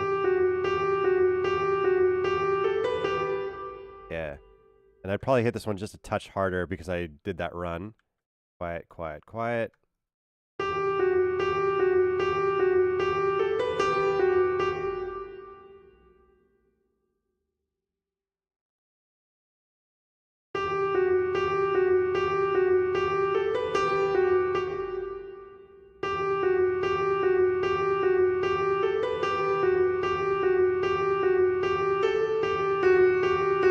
Yeah, you can tell as soon as you get to this part, it sounds mechanical all of a sudden, right? When you're here, it almost sounds like someone's playing the notes with their fingers.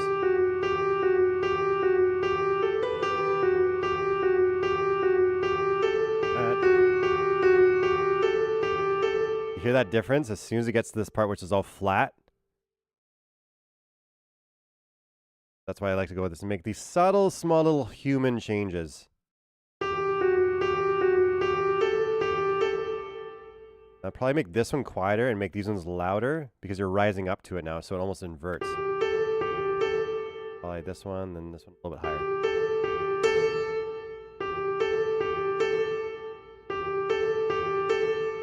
Be more intense.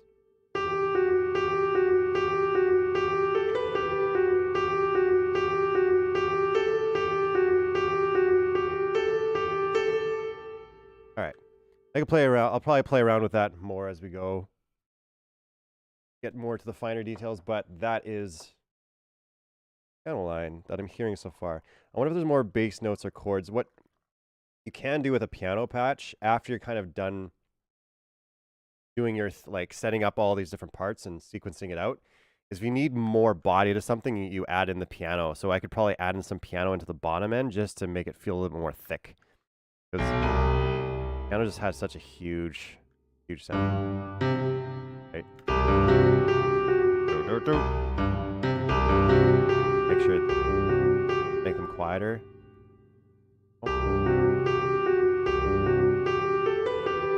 Probably do that later. Good. So it goes. All right, all together in there.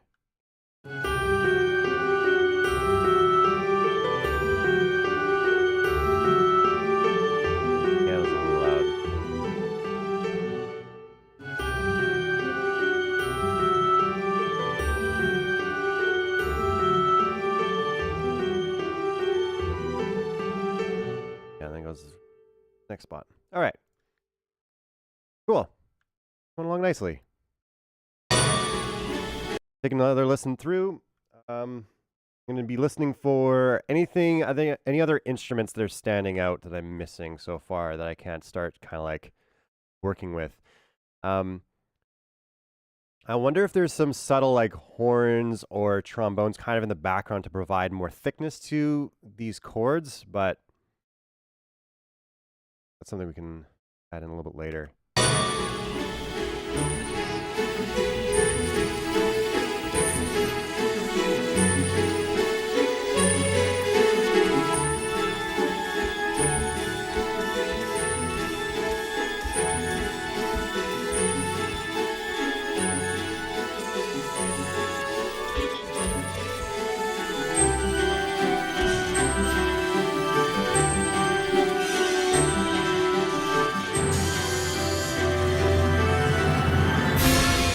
All right. Let's see if we can do the lead in. Let's do that lead in part.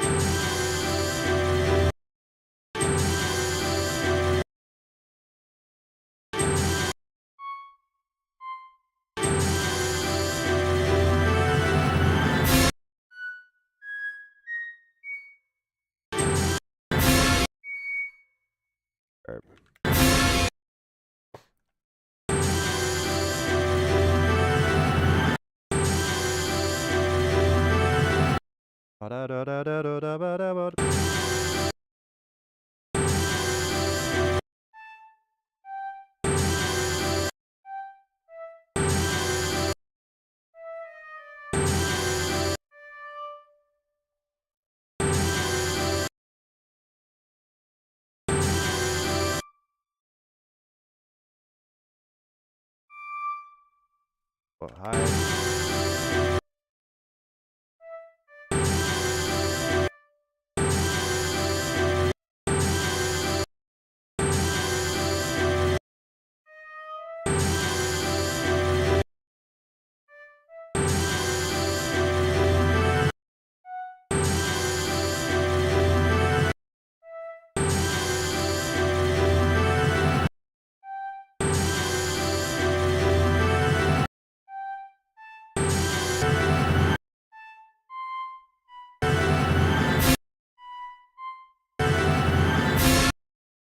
Changes rhythms a little bit there.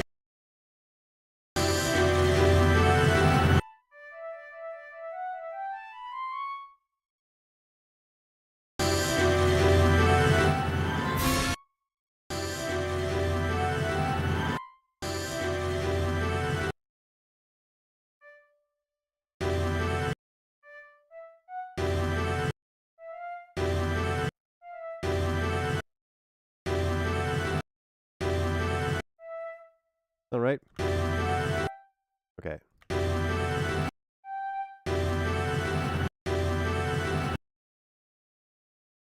A lot of just repeating these notes just to hear it all.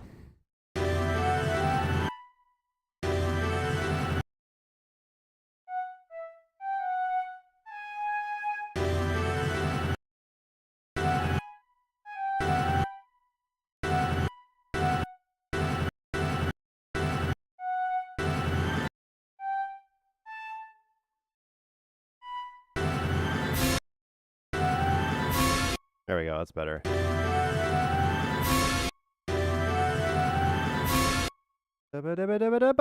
Cool. That sounds way better. All right, and I think the oboe matches it. Just for fun. I think I'll add that in just to thicken it up a bit.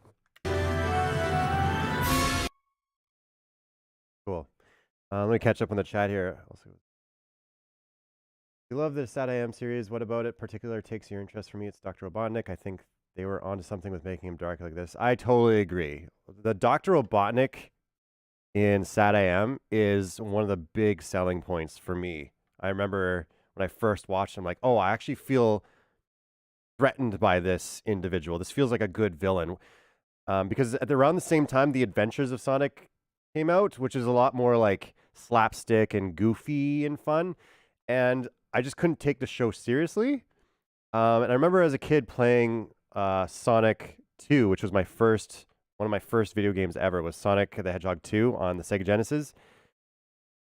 And then on to Sonic 3. Like, I always felt like Robotnik was this angry person. You know what I mean? Like this, it wasn't a slapstick, silly, always making fun of him type of character. It was more like, hey, you're fighting for the souls of a lot of wildlife and like nature and all that. And then when I got to Sonic, the Adventures of Sonic the Hedgehog, the TV series, just everything felt too goofy for me to take it seriously, and I didn't quite enjoy it as much. I know a lot of people love it, and I'm not hating on any of those people at all. But when I watched Sonic Sad I Am, all of a sudden I felt like, oh man, this guy means serious. This Robotnik means business. Like he's got a plan, rather than just get me that hedgehog. Totally agree with that part. The other part that sold me on Sad I Am was just the tone itself, just the overall vibe. And also Sonic felt like his speed mattered rather than like in the other. And like the sound effect for it was so cool.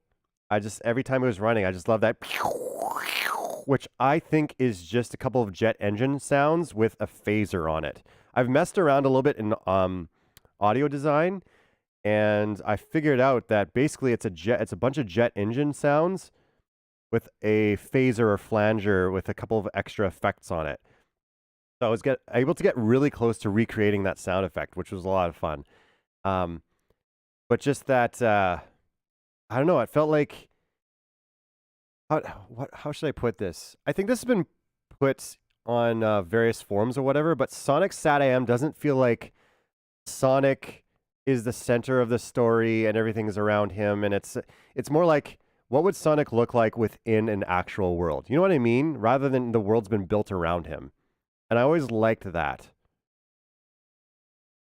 Because the other way around just feels like, oh, we have a Sonic cartoon that we have to do, so let's build a world around, or not build a world, but like everything has to do with Sonic in this world.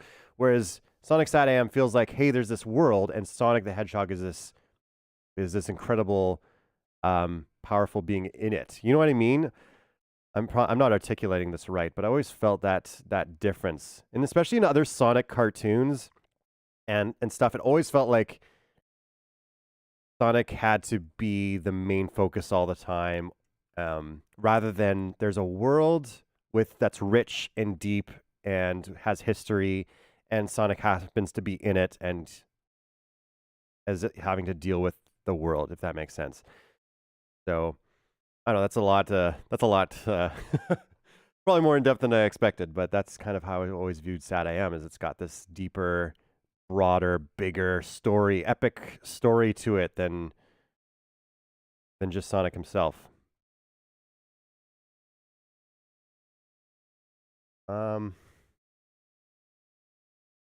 also grew up there, so there's a hint of nostalgia for me too. Yeah, little humanizing. Yeah, making that music sound real, best it can. I mean, it all is samples, and it's all going to sound slightly robotic compared to a real orchestra with real humans playing it. But if you can make subtle adjustments like that throughout a mock-up, it goes a long way. Goes from delicate to mechanical. What an awesome detail. Yeah. I always try to make it as playable as possible. If you know what I totally know what I mean. Totally know what you mean. Especially when writing violin parts. Like this is really easy for a first violin to play. But yeah, spending the time just makes it feel that much more real rather than a bunch of like block chords. Oh, I just wish I had an easy way to slightly offset note placements to like the way people aren't. There's actually a couple of ways to go about that. A lot of DAWs will have things like quantizing or arpeggiation or strum or flam, randomize, which will send it everywhere. But I've never actually used this, but there's a way to like change it so that it takes everything and slightly adjusts everything slightly. I know there's a way to do it. I've just never done it because I'd prefer to just go in and make each note as human as I can make it personally. So that probably takes more time than it's worth in the end, but those are the type of details I love putting into all the stuff that I'm doing. So I'll actually go through this at some point and with a click and get the sound like spend the time. Might not be as interesting to watch though. Do you have a Twitter that I can send the Discord link to in DMs? That way I'm not releasing to the whole world. Yeah, my Twitter is, I think it's just @_ Fox Shadow _ and the O in Fox is the number 0. So yeah, just follow me there. And I think I actually made a comment on one of your tweets. I think I replied to one of them a while back.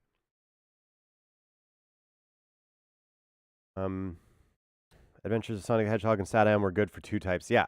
So don't get me wrong. I watched Adventures of Sonic the Hedgehog. I did enjoy it. There's some memorable moments or memorable episodes for me.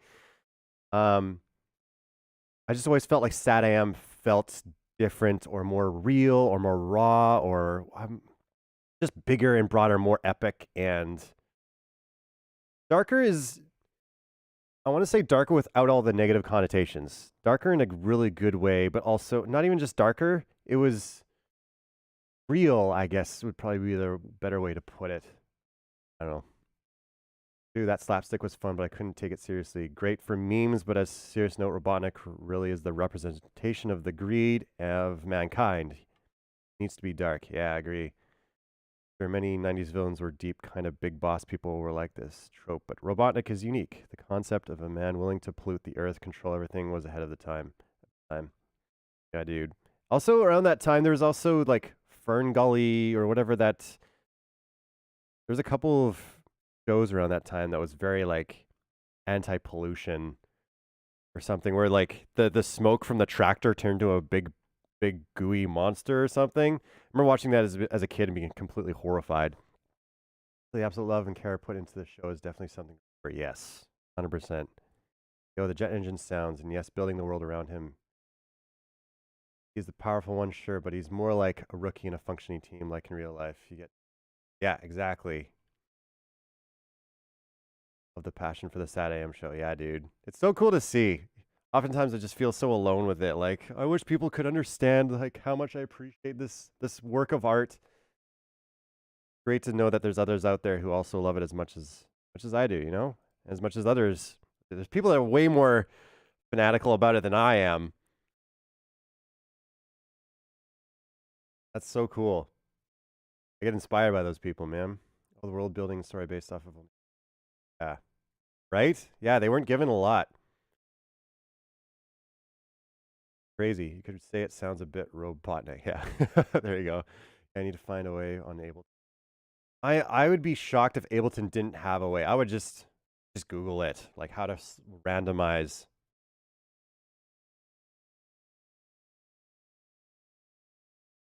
Symbolically. Oh, okay, yeah, I got it. Look at wildlife and puppets.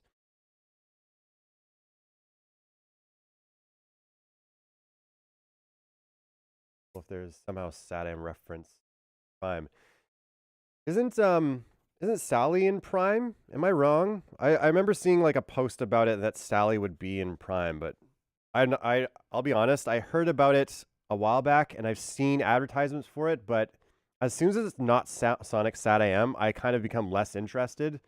Like I'll definitely check it out, but like, oh, is it going to be another Sonic X with a bunch of characters from like what is it, Dreamcast?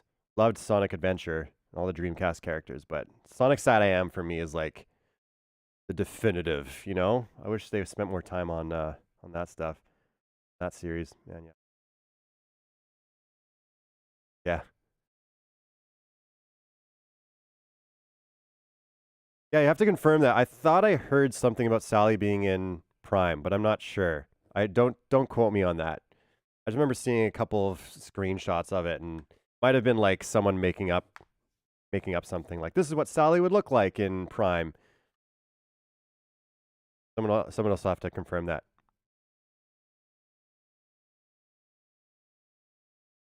Twitter handle is, put it in the chat.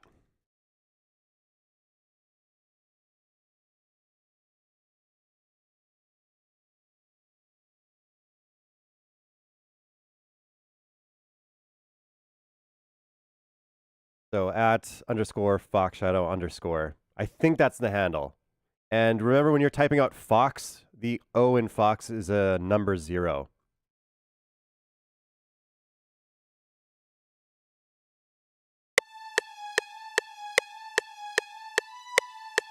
Okay.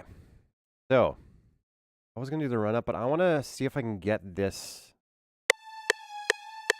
sounding more like the track. The problem with this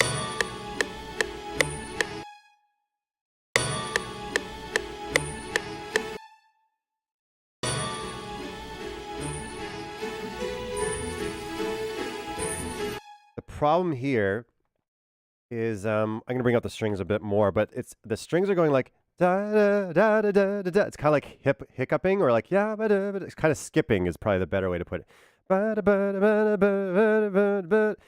So right now I have this, it just sounds so flat. It's just, right? And that's fine because we wanted to establish a bass. But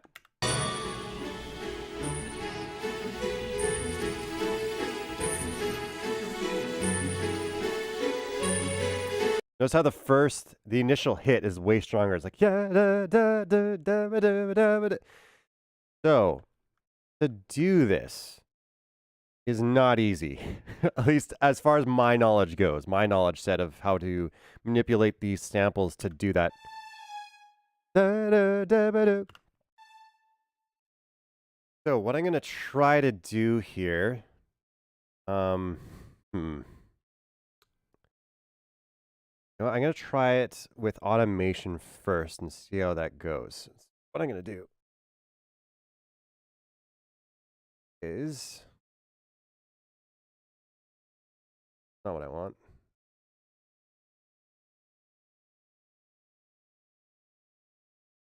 There we go. So just so you're aware, if you didn't know, in these libraries, there's this dynamics thing. And so here, I'll play it for you a little bit. And what they actually simulated or recorded, different dynamics. And what that means is when you're playing a stringed instrument or any instrument, when you play it louder, it actually sounds different. It doesn't sound the same, but just louder. You know what I mean? So that dynamics knob there, I have connected to a mod wheel on my keyboard. So I'm switching it on my keyboard right now.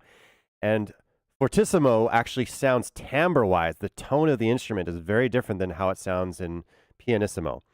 I also have it automatically changing the expression wheel here down to a certain amount. And that's actually volume. Expression is just volume. It's just straight up, like a volume knob. So that as I go down to pianissimo, it actually gets quieter automatically. So it goes from like 100% to 40%, I think is what I have it at. So what I'm going to try to do is make this go crazy, like see if I can kind of recreate that. how we can, if that'll work. Also, again, in the legato patch, if I go like this, there's a bit of a flip that happens. I'm gonna add a little bit of information here. Depending on where the velocity is, it'll flip between these notes. So if I turn down the velocity, so hear how it blends or smoothly goes to the next note? It kind of almost like, what do you call it? Scoops down into it. That's what legato patches do. So what I'm going to try to...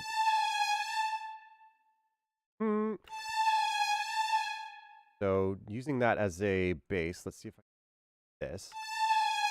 Make these all really low.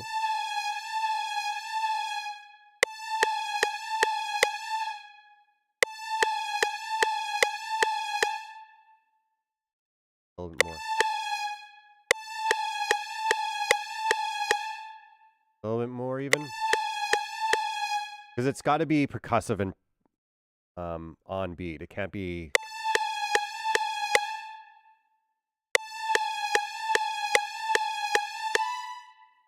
Try that just as a trial and error thing. What I'm going to do here...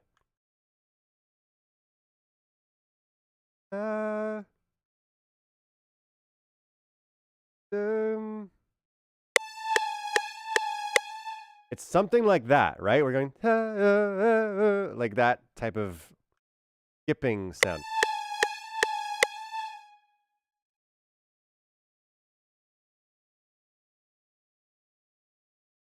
Front end.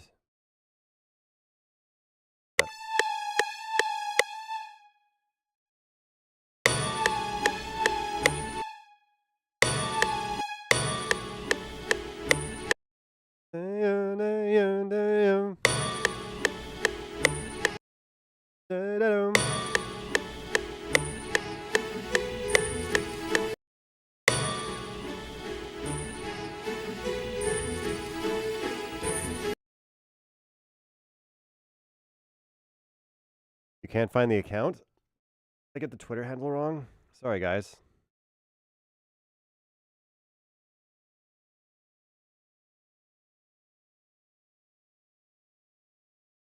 Let me see if I can find it here. Oh, some people have added me. That's cool. Yeah, that Twitter handle looks right. Okay, good. Find it. Okay, cool.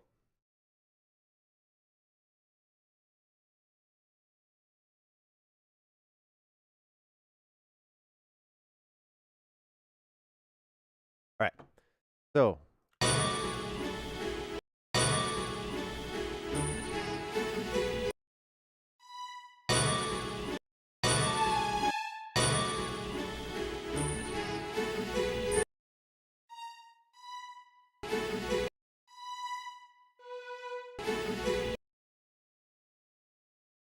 now, what I'm not liking right now is I wonder if this is an octave too high.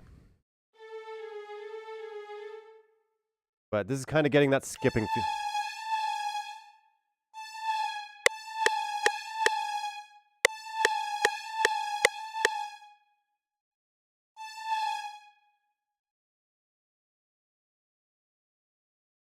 Yo. Kind of smooth, and then this one will be quick, I think.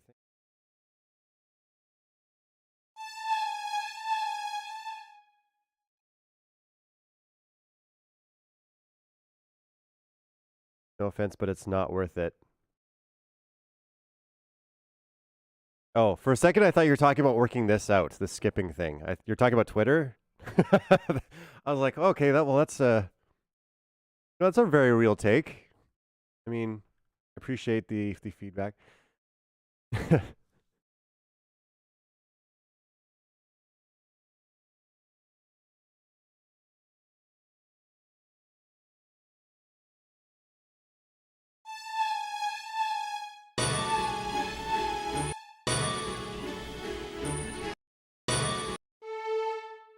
What? I'm gonna use this all down one just for fun. See how it...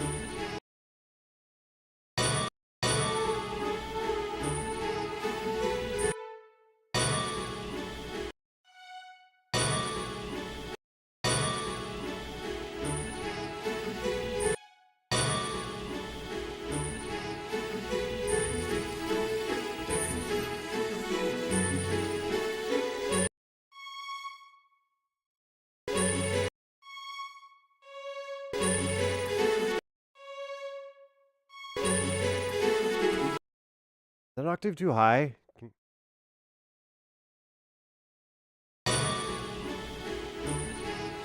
Can't I? I'm just nervous because I got a crowd. I think that's what's going on. A little bit of stage fright right now.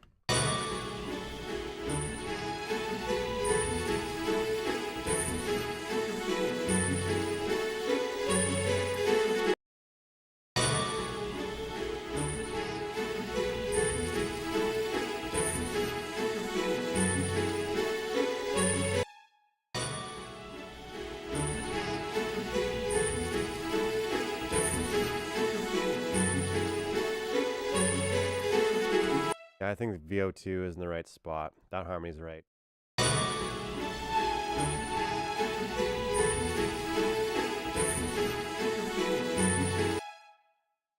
Yeah, I think you're right, Stout. I think it's just got to be quieter. We got to bring the lower end up a bit.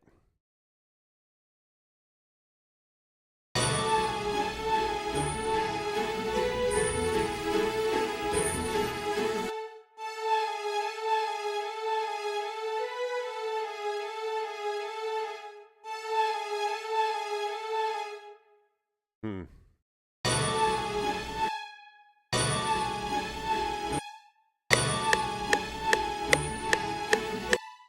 What if that scoop is just a bit too much? A little bit too much of that blend or whatever you call it.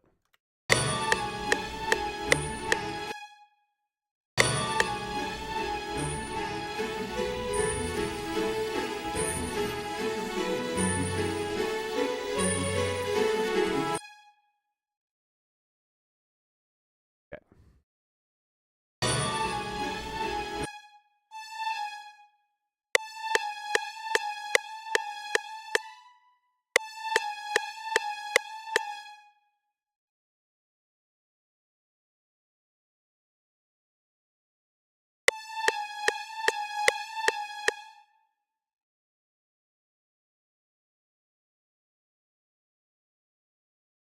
Louder for that one.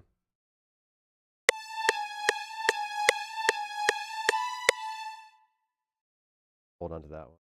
Longer.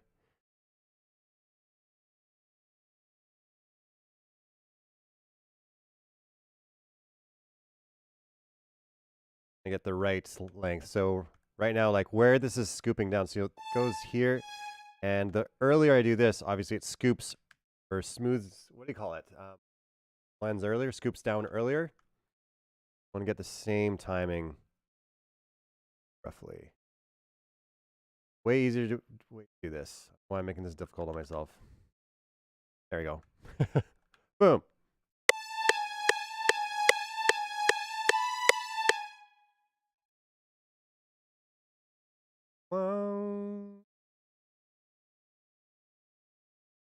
Quick one, longer one. That sounds weird.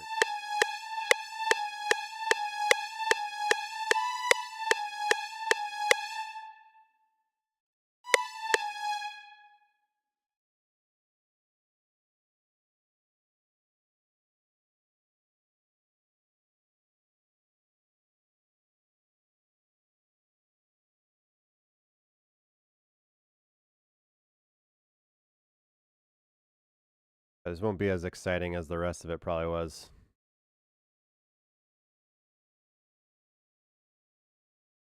The Discord link your way. I keep forgetting about the chat. A Blender render of the robotic, if you'd like me to say. Yeah, do it. Love to see it. Love to see Sad AM art, dude. Send in my way, I'd be pumped. Discord link your way, sweet. A tender Blender render. I can't find the count. Yeah, found it, got it right. I'm sorry. O being a 0. Oh, okay, yeah.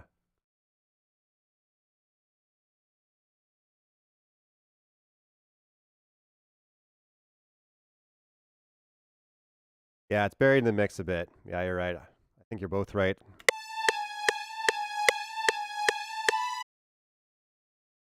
What I want to do here is see if I can figure out a way to go a little bit higher for each one, just by like, it feels like it's rising up. That high note feels a little bit more like standing out. Da, da, da, da, da. High there. A little bit lower, then we're back to normal.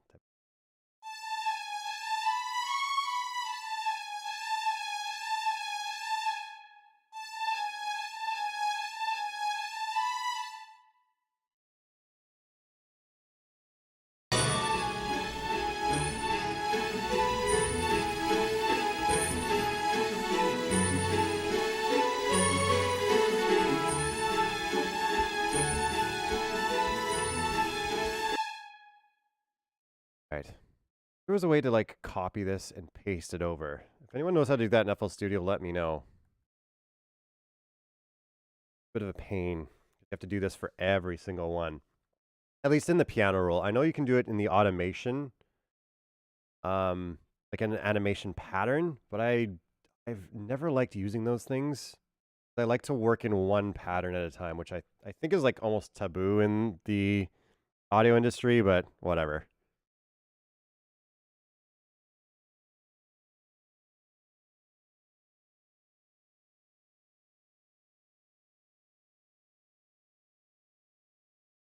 Sounds spot on for so sounds amazing. Thanks, guys. Appreciate that. All right, so going up into the middle. So let's do the same thing here. Like violin 2 part. This whole. Okay. Try to do our best to mimic. There, just a bunch of waves.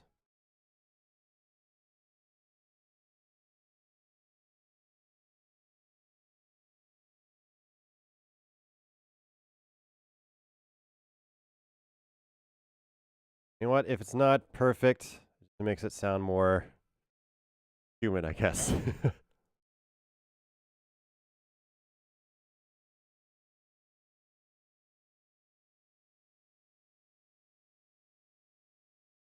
No, it's here. It's here. That's the one we want.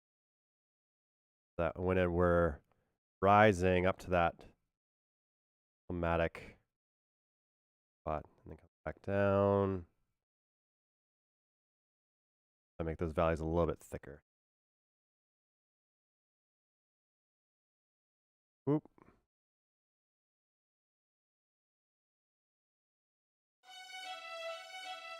Yeah, and these are not overlapping at all.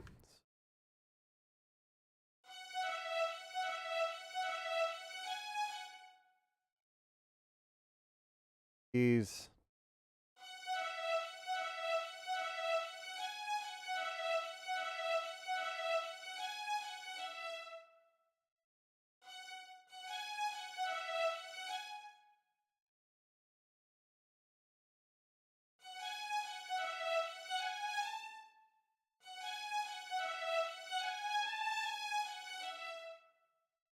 How do you do it on all these? Just see how it feels.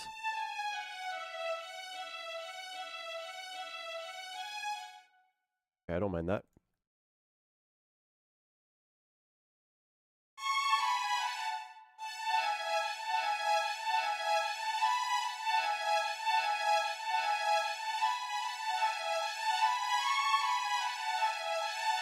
All right, increase this by a little bit. I want it to feel like this last note feels special. Boost it a bit more. Go right to the top. Almost they get to the top, like you think of violinists playing this. Da, da, da, da, da, da, da, da, da, da, da. Very legato. So, you know what? I'm going to smooth this one out a bit so it's not so jumpy.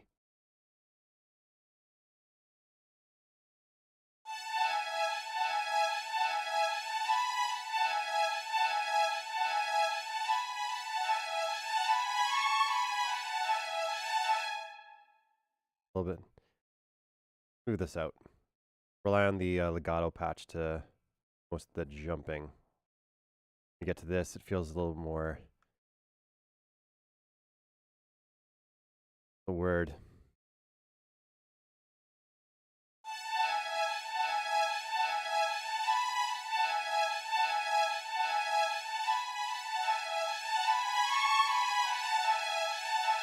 Then go back to the jumpiness. Yeah, okay. I like that.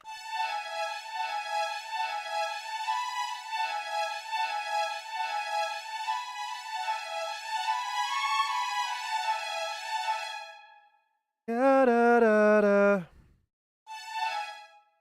Man, I love the soundtrack, dude. I just love it. Back down here to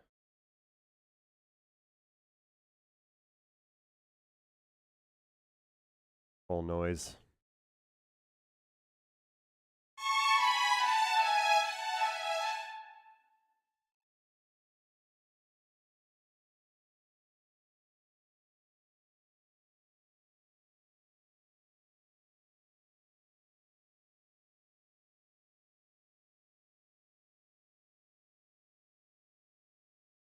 Sonic Poser line. I'm trying to remember when I back in the show. I did watch some recent for. Yeah, this show. I don't know if you read the description, but it's definitely in Sonic Boom. And the reason I call this track "Gotta Rescue Cat" because there's this scene where it's actually the follow up to one of my previous tracks I released on YouTube where Robotnik's talking to Cat and like, I have machines, marvelous machines that can do things.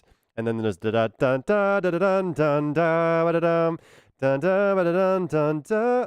There's that whole theme, and then it goes into this track while he's trying to break in and be, stealthy. And there's like a robot escorting Cat to the prison or the cell. So take a listen to watch Sonic Boom. I think it's halfway to 2/3 through, I think. But it's also used in various other parts throughout the series. Even in the pilot, this first like bit right here is used for like 2 seconds right before Sonic takes off with Tails in his backpack.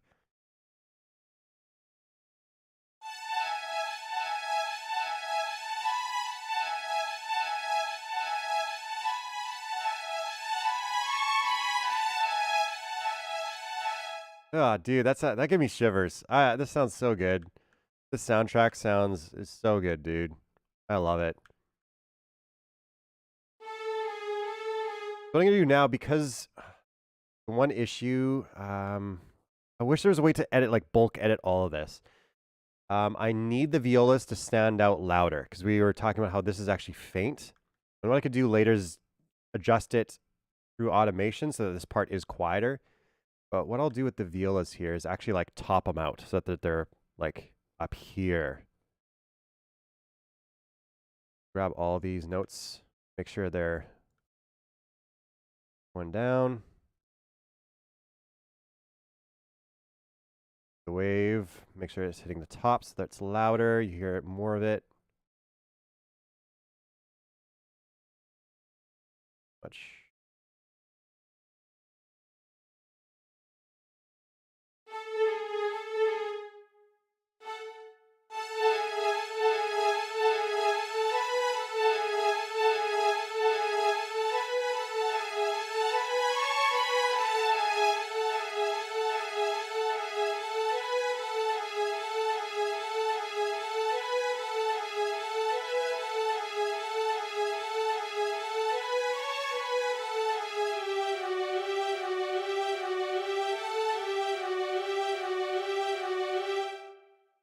Cool.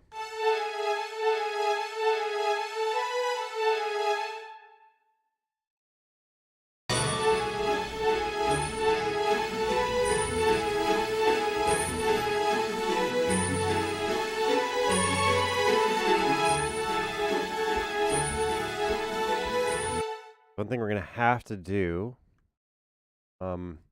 if you notice, it actually gets quieter after this little rise. So right after this da-da-da-da-da, the violins take a back seat a bit. So that the oboe and the flute now have room to pop out of the mix a bit. So we're going to have to adjust that in our automation here.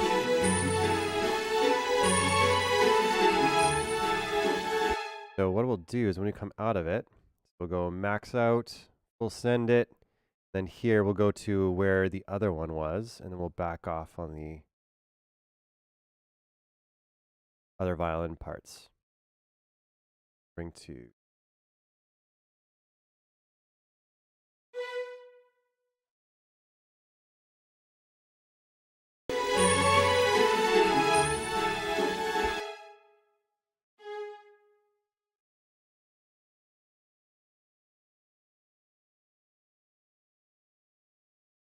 here.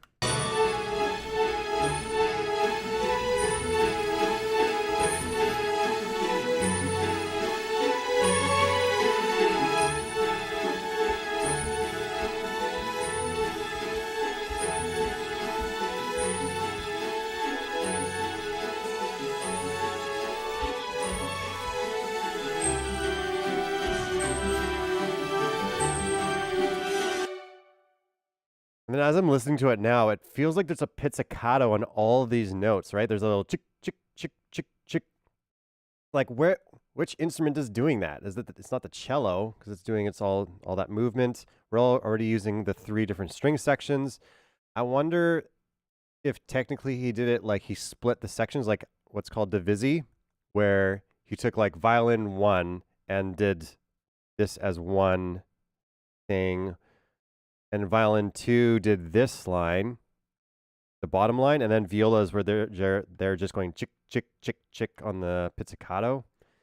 I mean, we could always, I could always just add another violin section, but there's a part of me, there's almost like a purist part of me that wants to stick with the sections as you would have in a normal orchestra, rather than like, okay, I'll have like 6 violin sections and 18 viola sections, and feels like cheating just a little bit. But I mean, nowadays Hans Zimmer, like on all his stuff, has like what, like 6 cello sections in his music. So not that there's like a hard fast rule about it. I don't know. We're thinking about.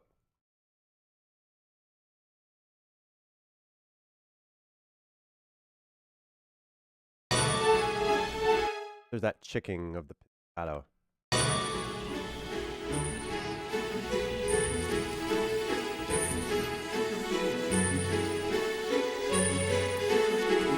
I wonder if that on-beat pizzicato stuff is lending itself to make this sound like it's skipping, you know.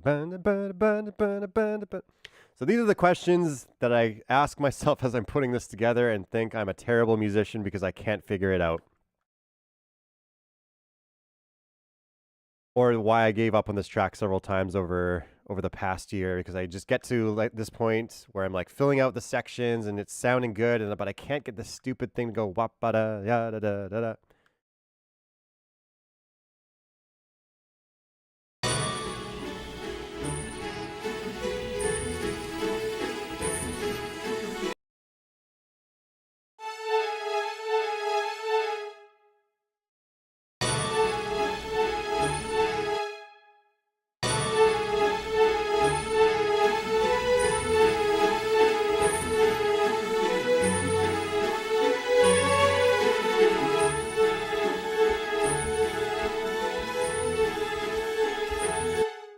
The notes are all right, except for that one little what do you call it, the middle section that has that middle harmony with the whatever it is. I think it is a violin, another violin part, which would be very annoying that there's like a whole bunch of different violin sections here all working.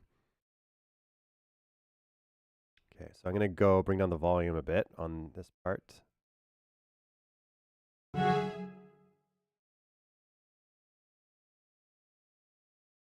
And what I might do is add in some, we've got a flute part, we have an oboe part.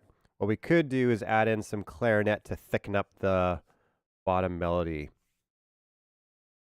a bit if we needed to. Or even bassoon. We got instruments to work with.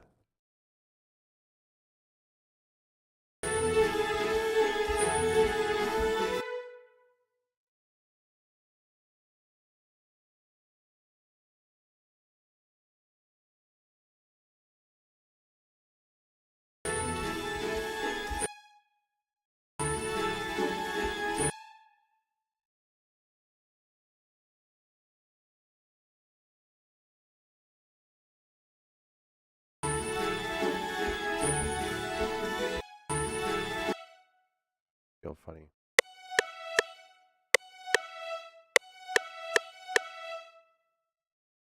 A little bit.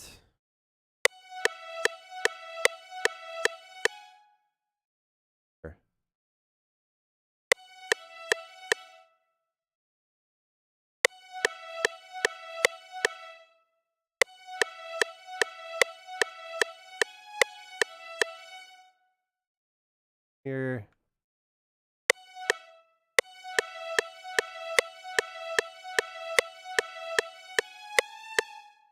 This part really.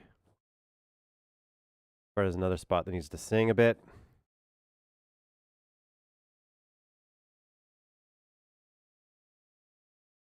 sure there's a better way to do this. I just don't know what it is.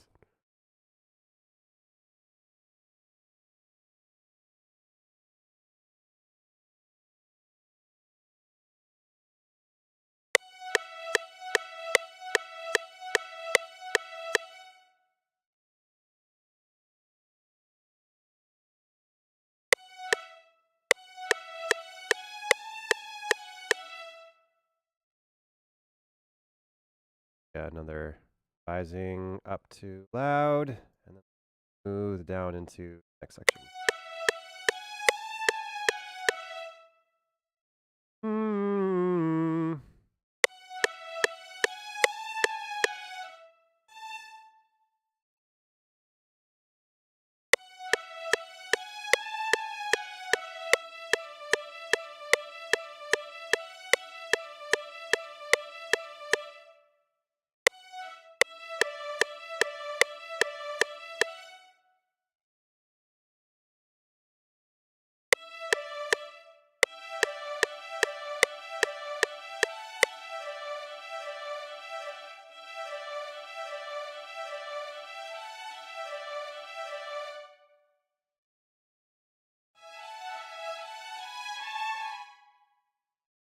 Da, da, da, da, da, da.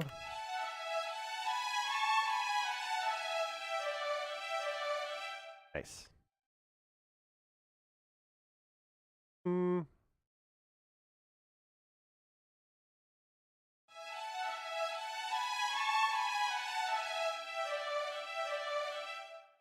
little more of that beginning of that note, so we are.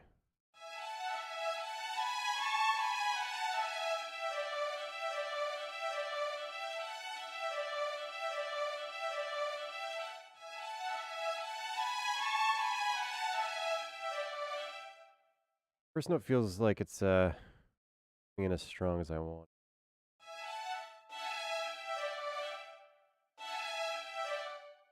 Rise it up here, bring it down after.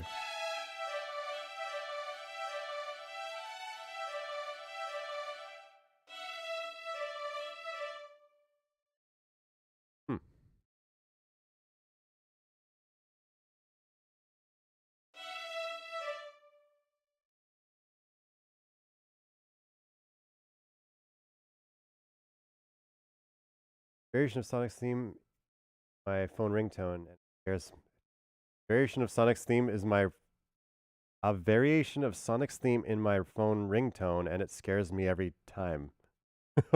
What? What variation? What best is what you should go with. Yeah, at some point I just got to say that's the correct way, or it's not the correct way. I got to leave it behind, you know? I just got to be like, okay, this is as good as I'm going to get it. I just got to release it to the world and not care so much about the finer details so much, because it's not a real orchestra and I'm working with pre-made wave files basically. So at some point I just got to let it go.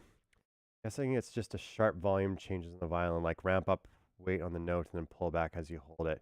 Yeah, I'm assuming one other way to tackle this is what we can do is layer it so that every time we hit the starting note, another note is played by the same library.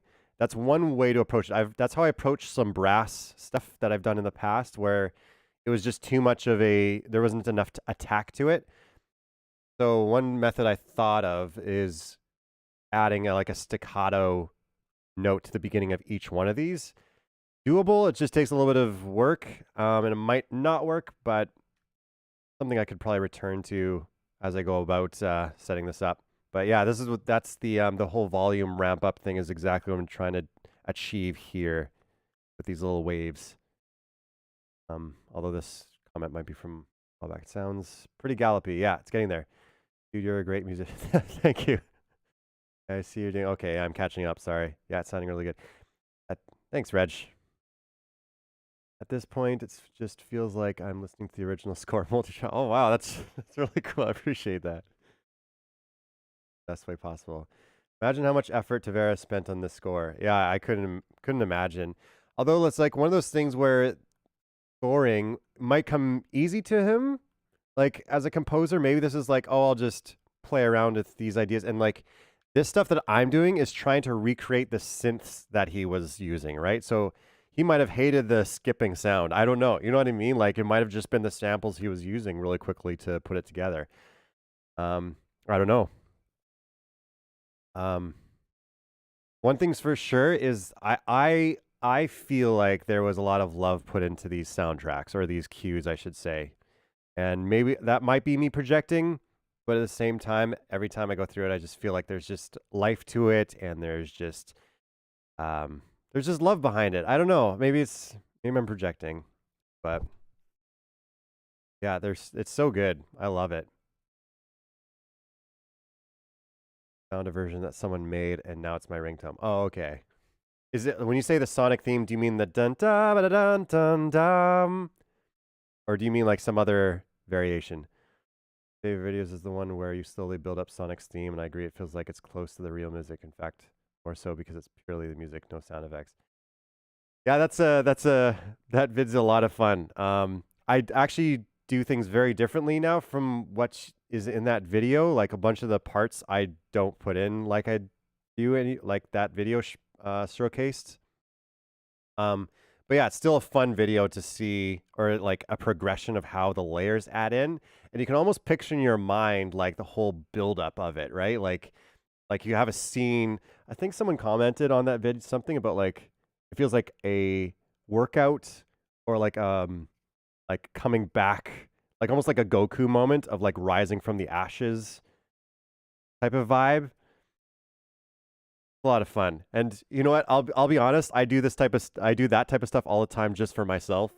Like I'll put together a track and like build up into it just for my own own enjoyment, because it sounds so cool. That these soundtracks are just fun to play around with and play around in. So stuff that I don't feel like is worthy of a video, but that one definitely showcase that part for sure. Offense to Tavera, other music, but Saddam does feel like extremely complex and varied relative to his other work.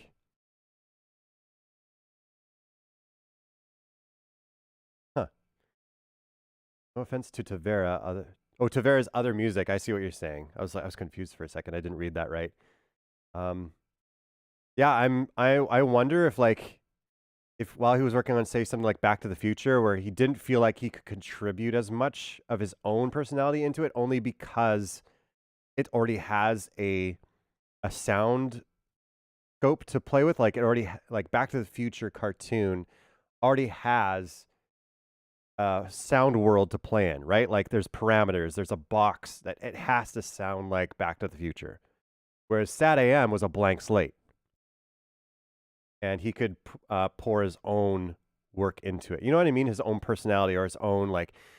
I wonder, you know how Back to the Future has that what we consider the Robotnik theme now in it is he has in Back to the Future. I wonder if that was like a passion project cue of his that he put into Back to the Future just because he had it, and then was later in Sad AM able to build on it more, or go more in depth into it and make it more epic.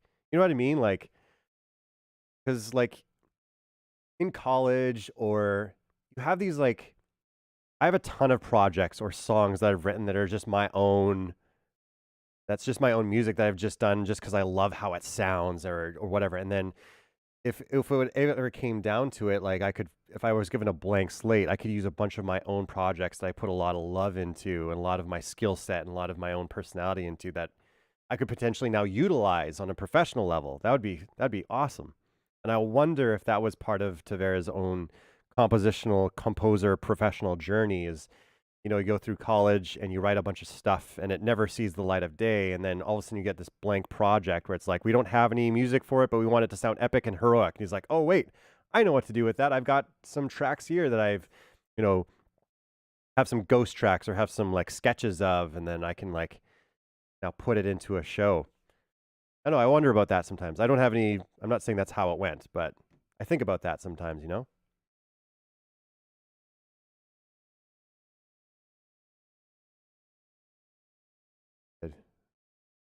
The first version you did, do you mean like is it Ite or Ite? I'm sorry, I don't know how to say your Abbas. The first version you did, do you mean like the title card? The one with the dun, dun, like that one, or do you mean like a trumpet sonic theme or there's a horn version out there too? I think it'd fit a video showing off Sonic's moveset remake in Smash Bros. That'd be kind of cool, yeah. Oh man, I'm not a video editor by any stretch of the imagination, so it'd be cool if someone else put that together and then I was able to, we could probably take something and do some layers with it. I'd be down to try that out.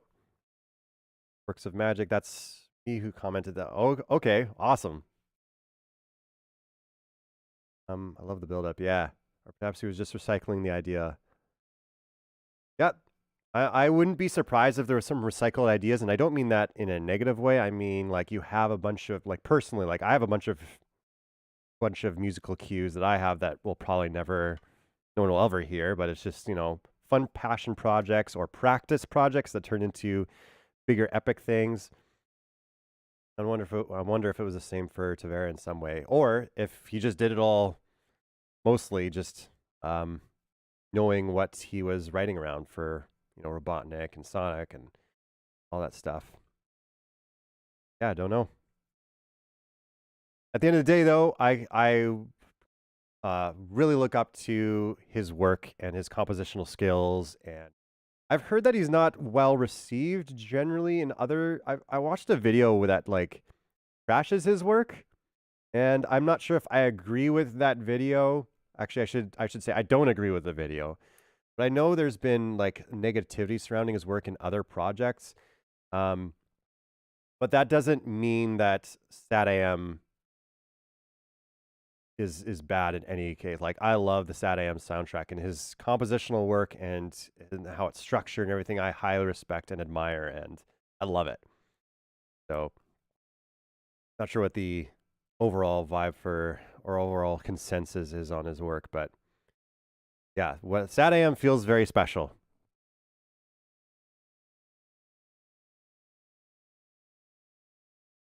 Did kind of make a victory screen animation for SatAM, Robotnik, and Smash. Oh, that's cool. For SatAM, Robotnik, and Smash, a little working project, but I could show you. Yeah, send it my way. I'd love to see what you guys are working on. I love to see SatAM stuff, dude. So I haven't really heard a bad thing about him. Yeah, I wonder if it's just a few small, vociferous people with negative opinions. I don't know.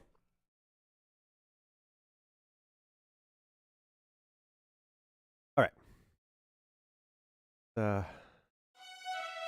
Going with this.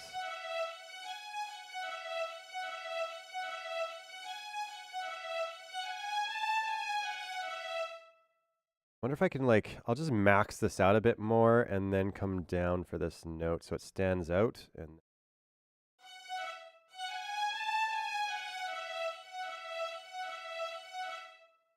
I'm going to start this one just a touch early.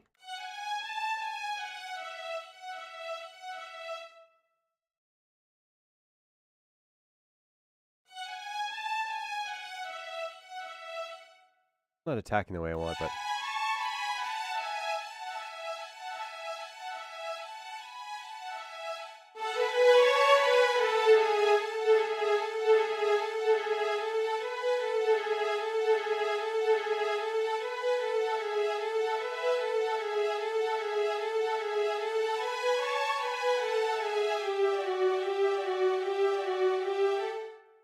rise up at least.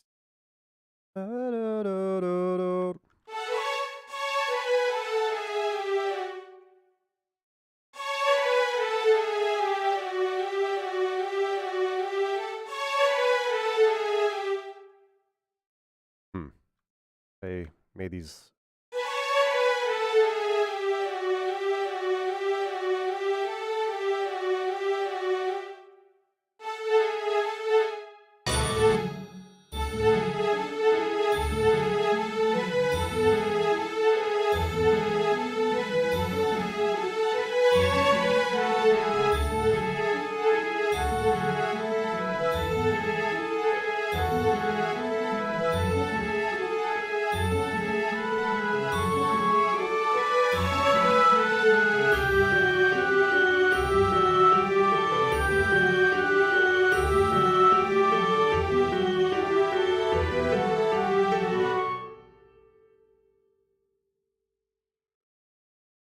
All right, not bad.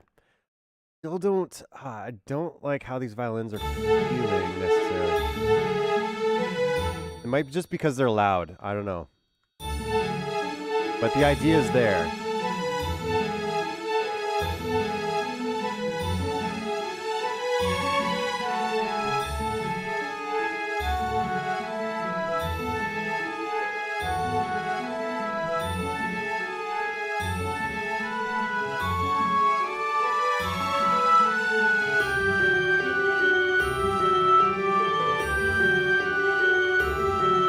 And I like how the piccolo sounds now. It's not actually what am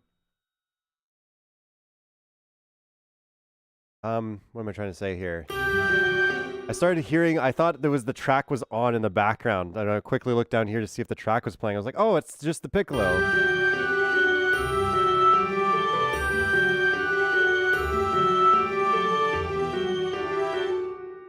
Okay, that worked out better than I thought without even thinking about it.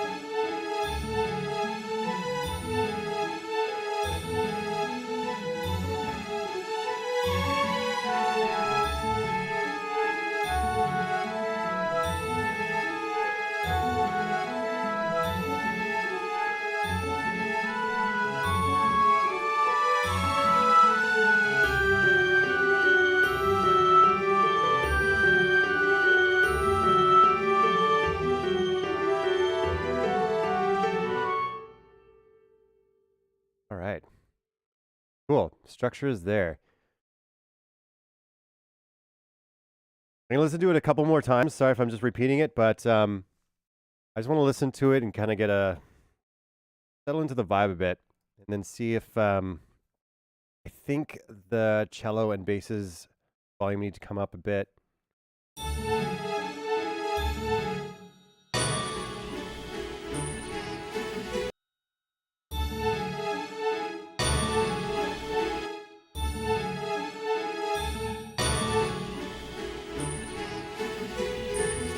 That's soft too. Yeah, that first violin is just a little too loud.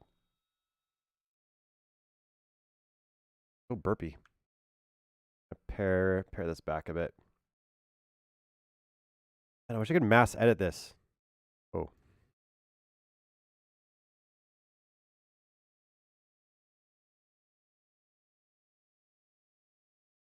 That is not exciting.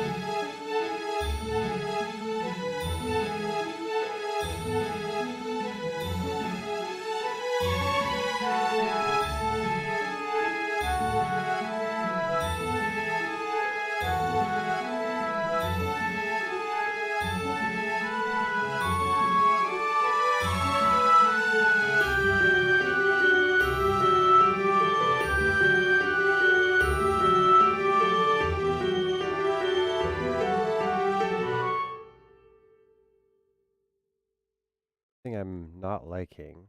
The flute and the oboe seem to be sitting in,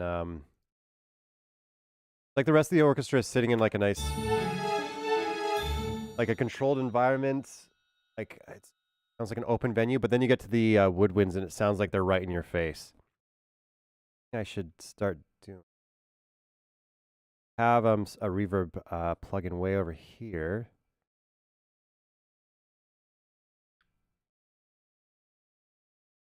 Feed a little bit of the woodwinds into here.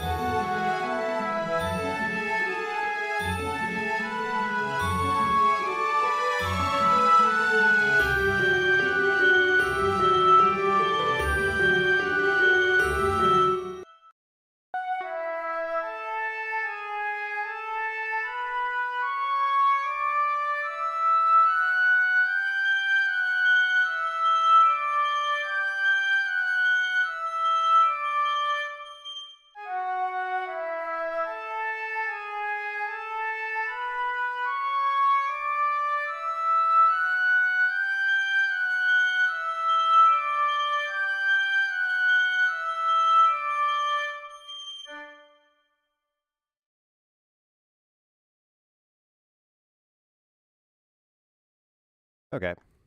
Okay. I feel like that's a little bit better. Just add some like, take down the woodwinds here so it's less direct noise. A little more reverb. Going over here.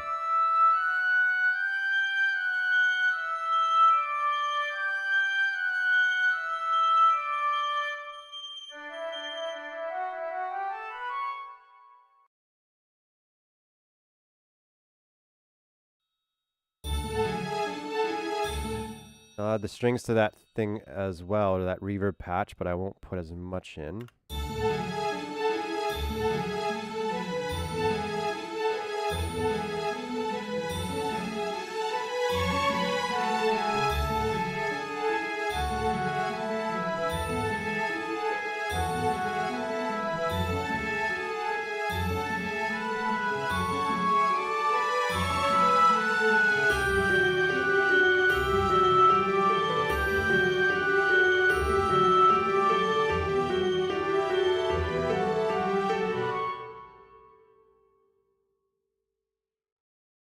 Sweet. Okay. All right, so I'm gonna take another listen to the track, and again, try to figure out where, if there's any other layers that are missing.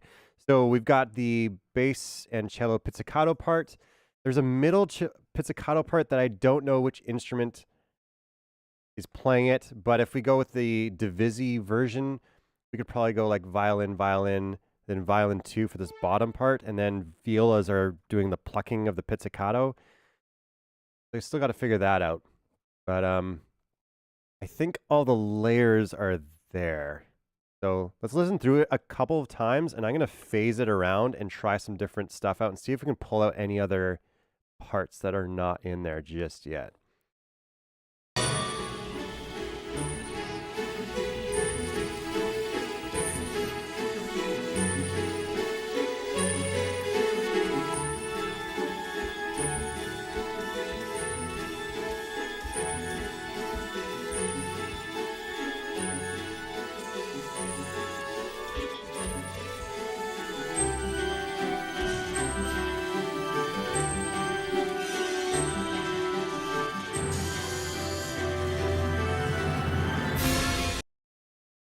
Do it again.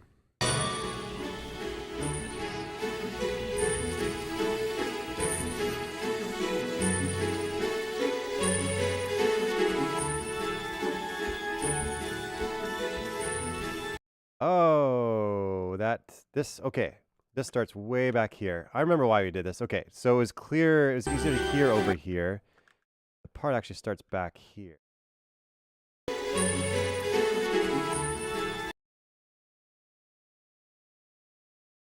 Off by 1, yep. And it would be up.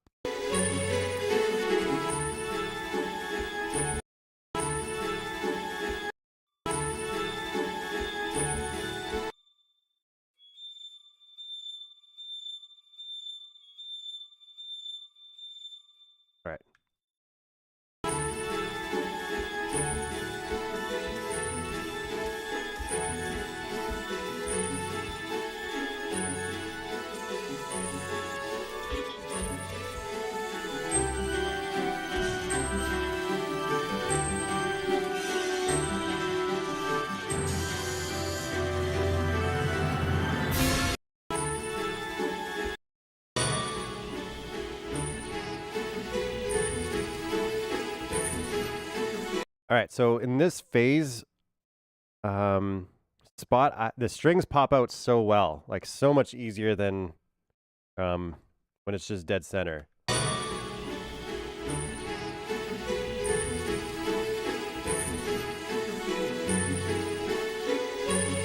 And so the thing is, like, I feel like I hear, right, there's a coupling here, right? This this da da da da da, this da da, this that's definitely there, but there's also another, it sounds like another instrument that's following along, and then every once in a while stays on the E. It's like da da da da da da, like a little tremolo or like a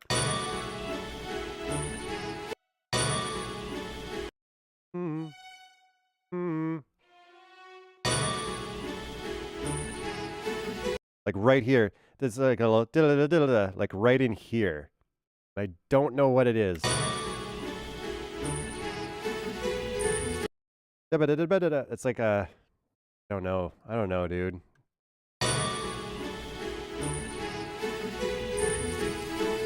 While this is still happening. So it's like he's got several strings patches going.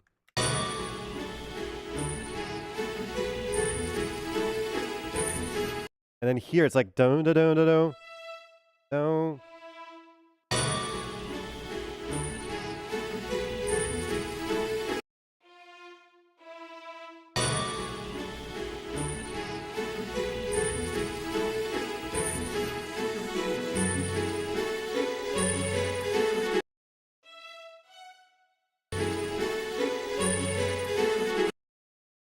Man. Just for fun.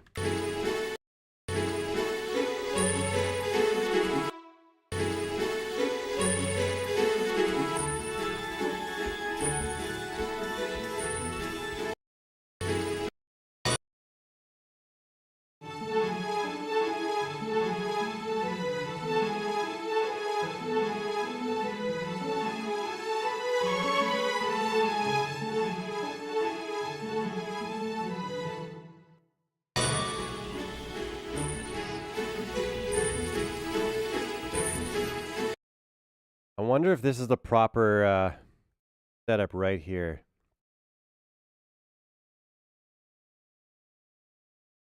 Rather than up top, the harmony might have been too high.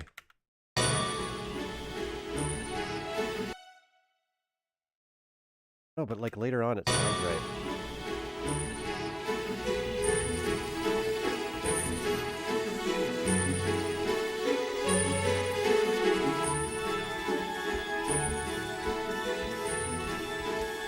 Okay, so this is what I'm going to do.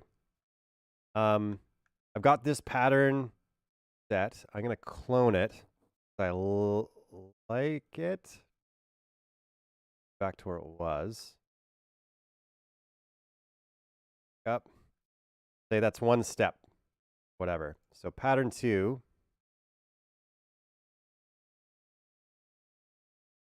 Here, and what I'm going to do, actually copy this. I'm going to swap the violas and second violins. Copy. Oop.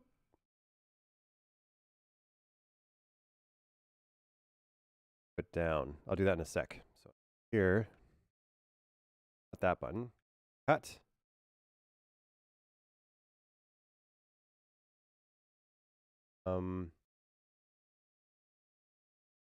Yeah.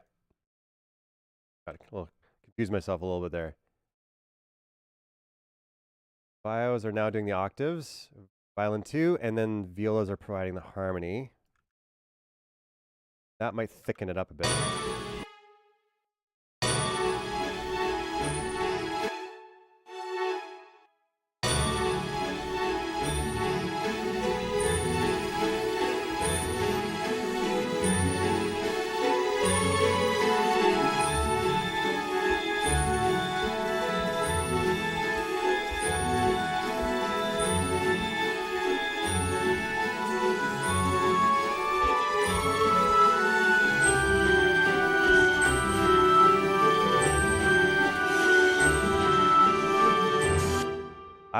I think I like that better. I'm going to keep it as a step, but I think that's more closer to what's actually happening.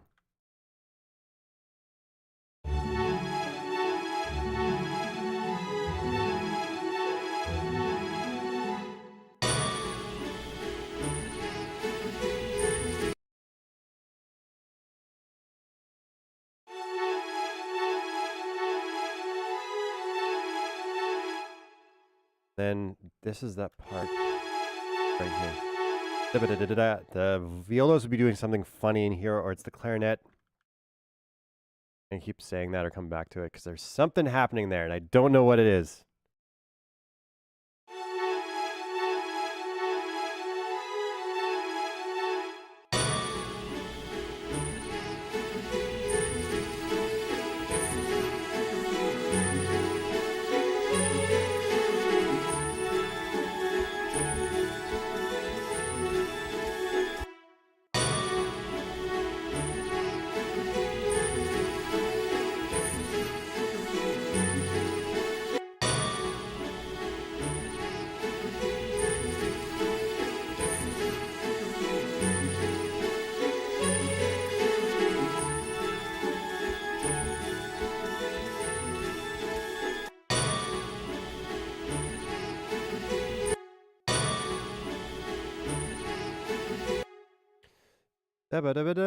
It's like,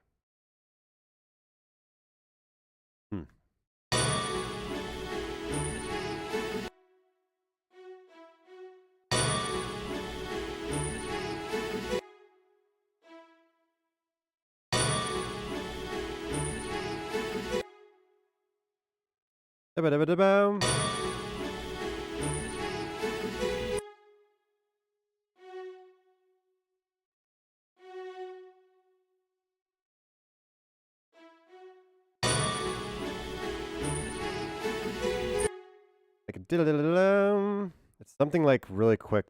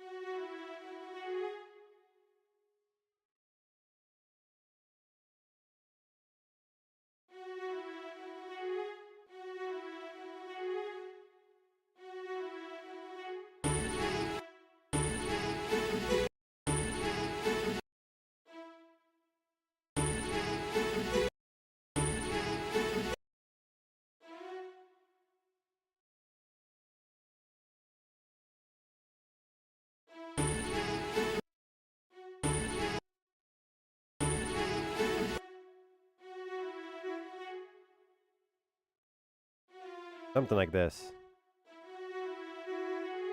Not quite that crazy, but...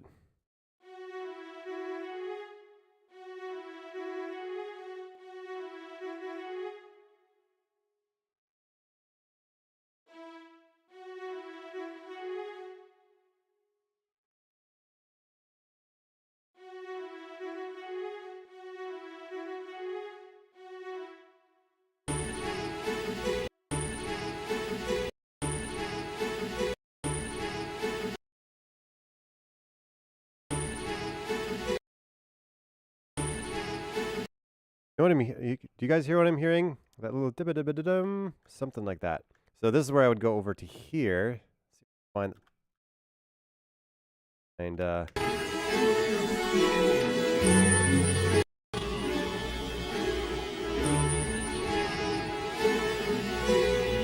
it's right there.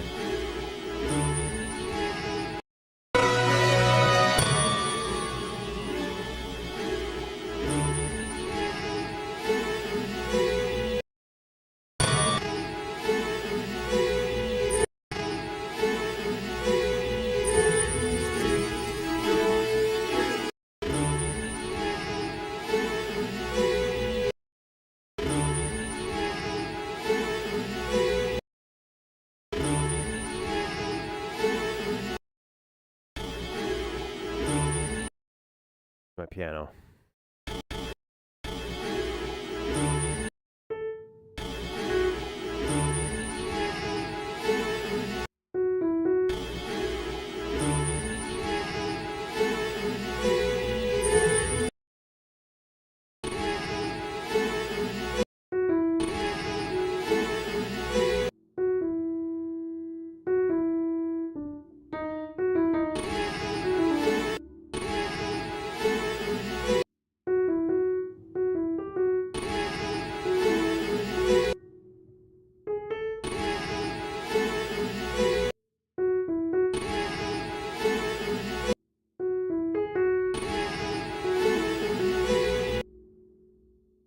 Doing that.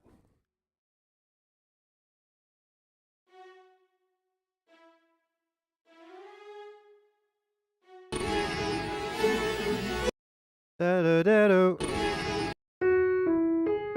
Da-do-da-do. And it feels like it ends on a trill. Or a tremolo of some sort. Da-do-da-do. Da-do-da-do-do. Da-do-da-do.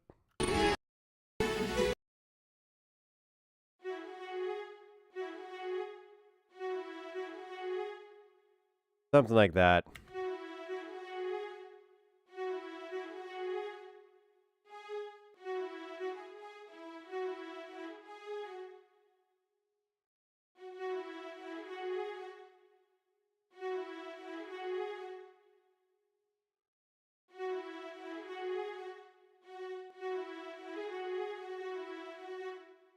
I don't know, it's something like that in there.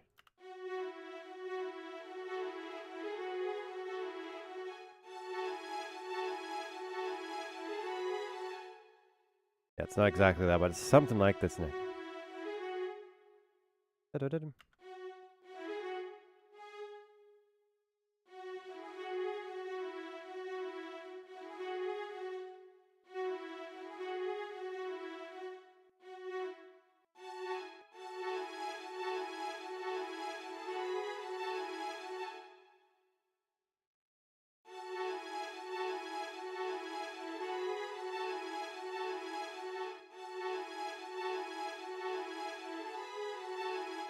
Something. I can leave it there. I'll come back to it.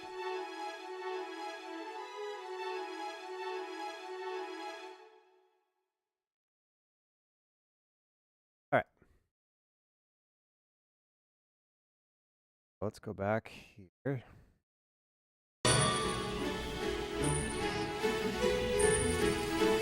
Da-da-do.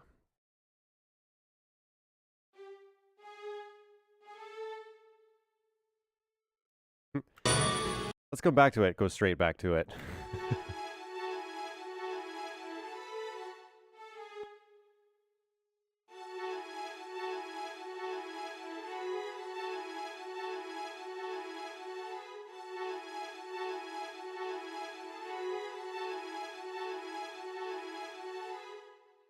Okay, leave it behind. Leave it behind.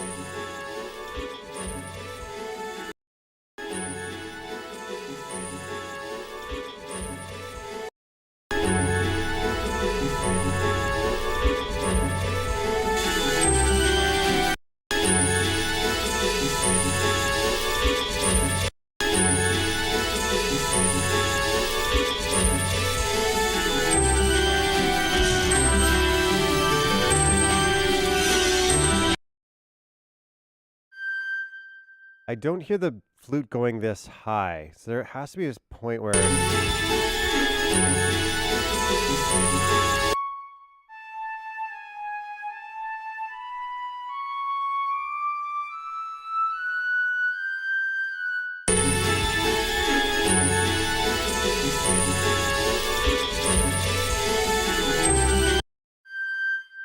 Maybe it does just quiet. I know the oboe is sitting there.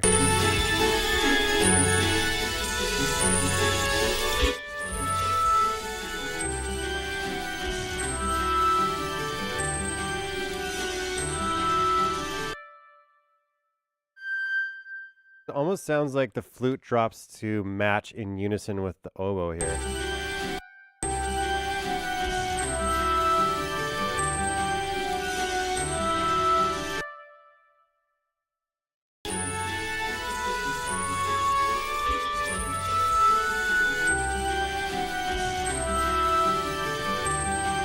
You know what I mean? Like, it doesn't sound like there's a...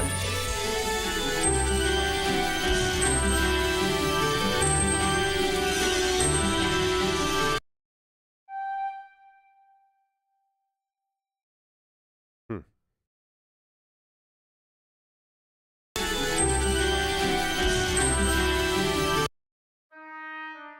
Sounds like the oboe goes down here, too. Weird. Maybe it doesn't rise up as high.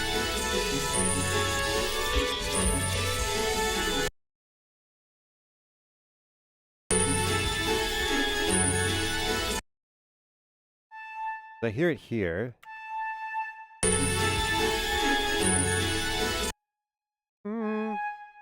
Maybe it goes down? Is that what it means?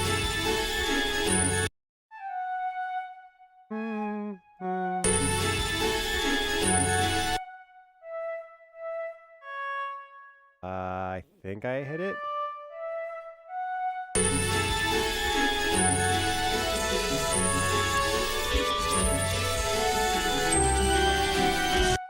I think that's it.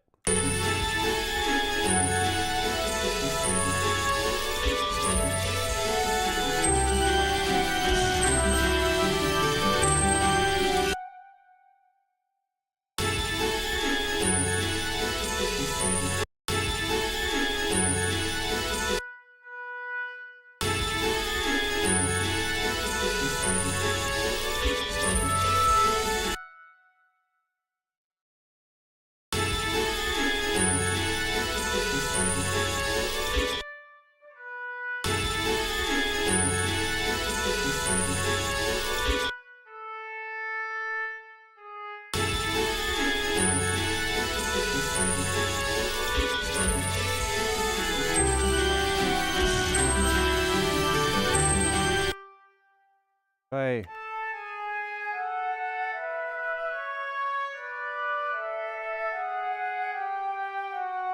Some no wrong notes in there, but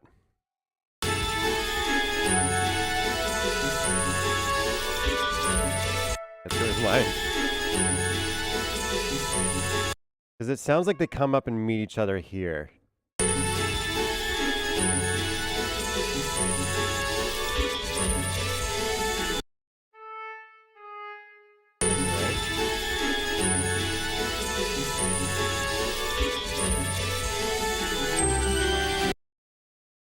Hmm.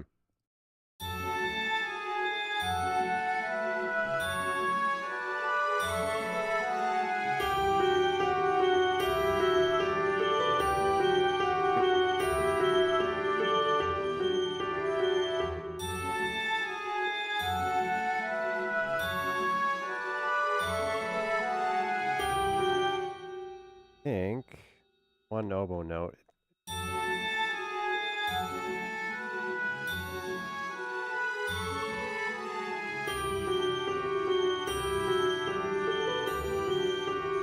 Hmm.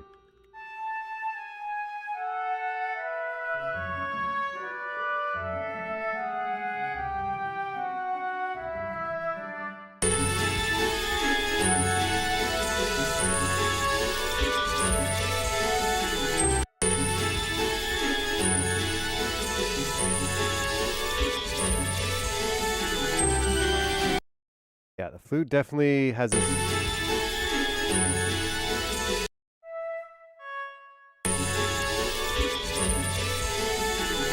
Yeah, so this is right. I really like this. Yeah, I used to have it like up here or whatever. This sounds... Oh, the flute sounds right.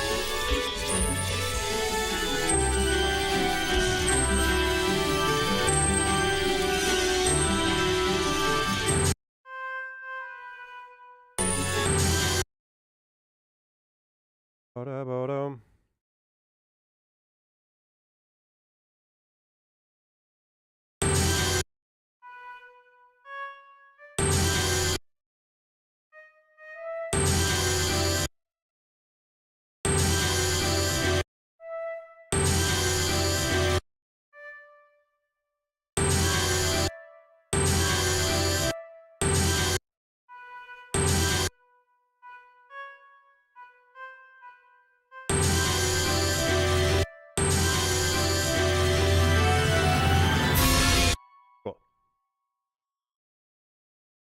All right, I like the flow of that flute part a little bit better now.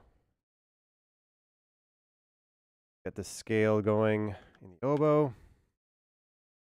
And I think it's right. I think now that flute and oboe part, as they're kind of like playing off each other.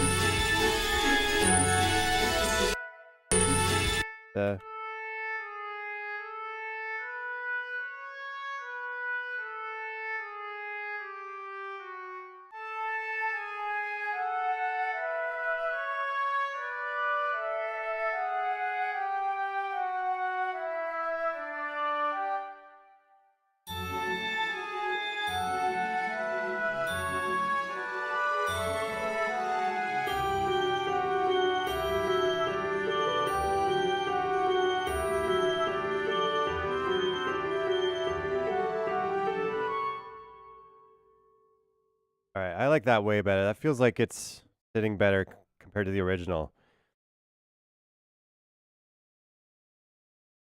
I wish I feel like there should be some clarinet in there, but maybe that's doubling up with the violins or the violas or whatever.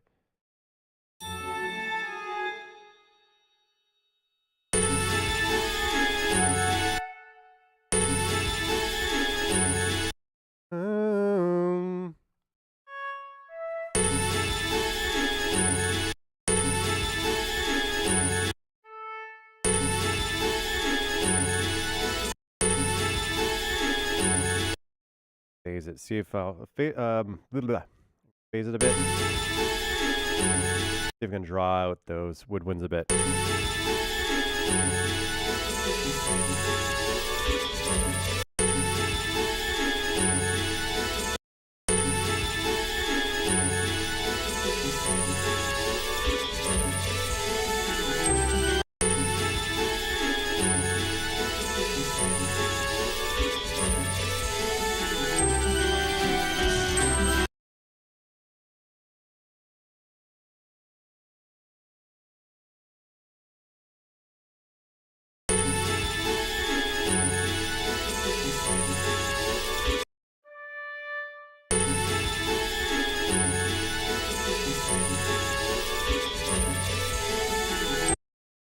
Man, I can't tell, but I'm wondering if the oboe continues up here just a bit and drops down. No, dude. Ooh.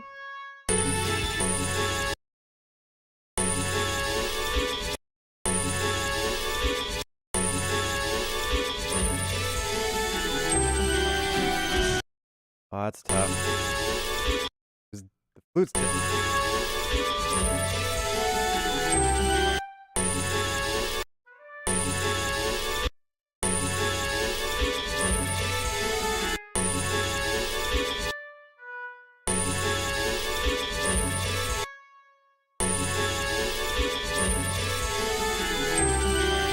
I don't know. That's a tough one.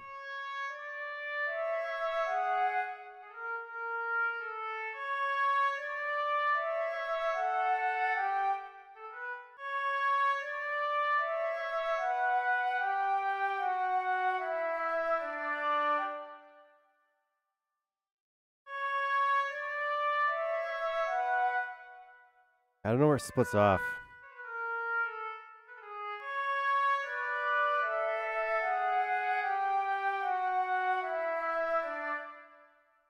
And then we also have the clarinet available to fill in a gap here, but yeah, this is where I start to get excuse me, to the edge of my ability to discern what's happening in this mix.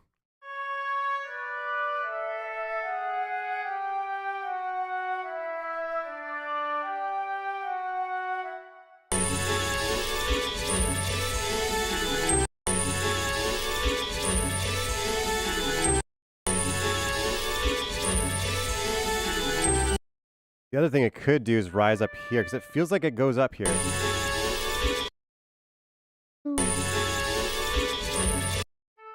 Then we could have it go back down with the violins, which looks like it could fit in. I don't know.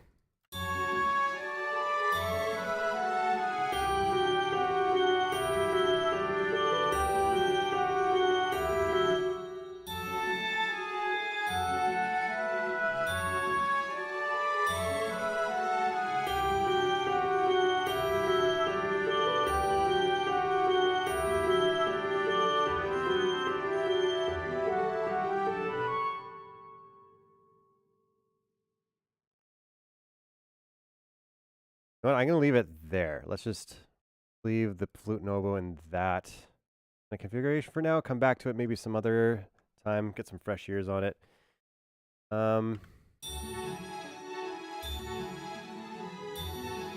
Listen through it a bit here.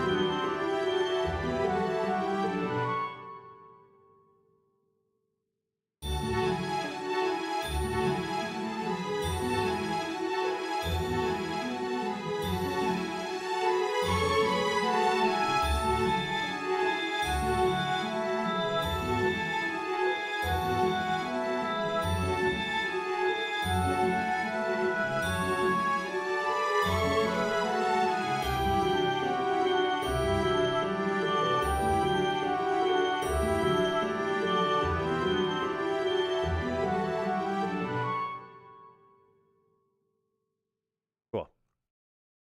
Last thing, I know this.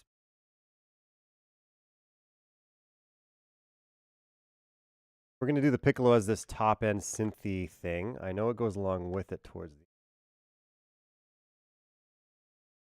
the 5 for the piccolo. Let's find out. Oh, not at all. Okay, cool.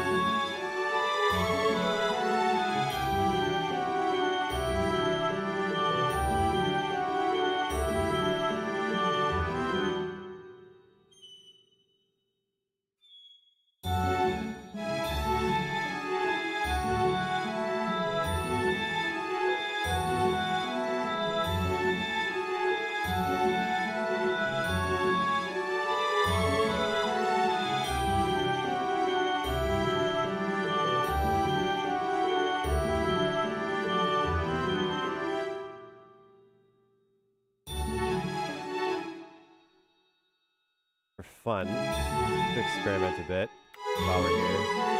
I should be. How long have I been streaming for? Is it already 12? It's 12:30 Pacific time. Jeepers. We've been streaming for what, 3.5 hours? Oh, wow.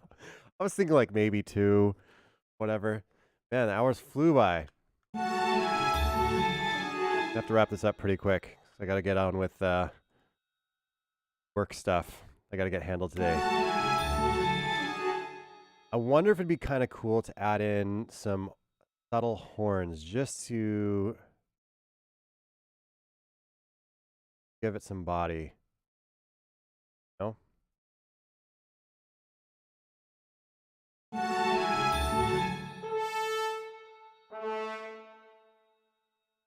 Make it more quieter.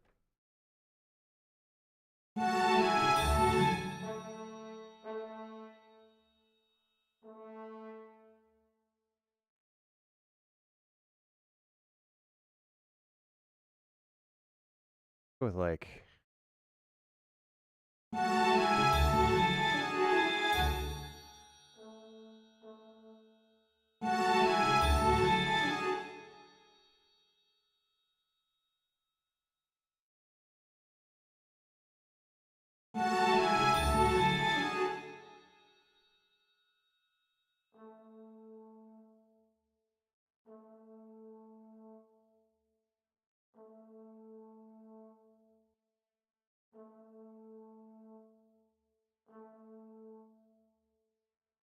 really quiet.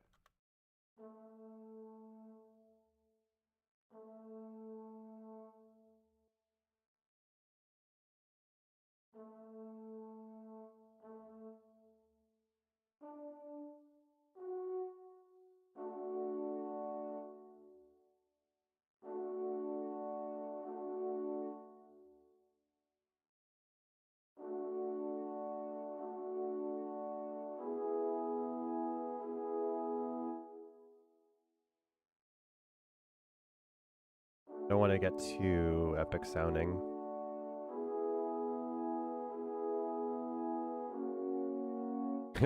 Whoops. The minor.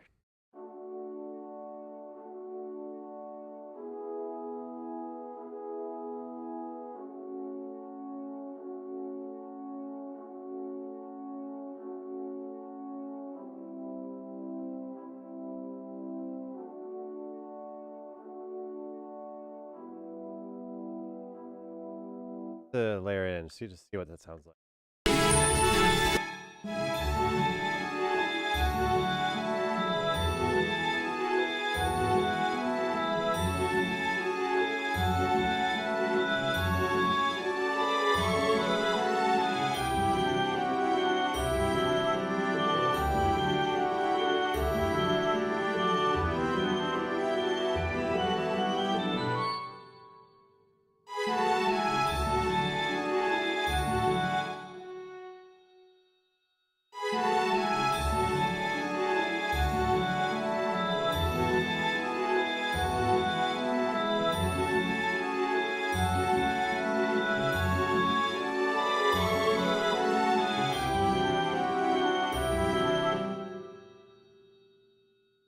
I like how that fills out the middle space a bit.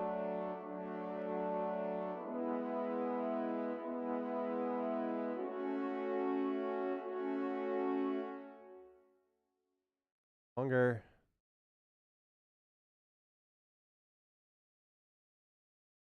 You can always take them out later if it's too much.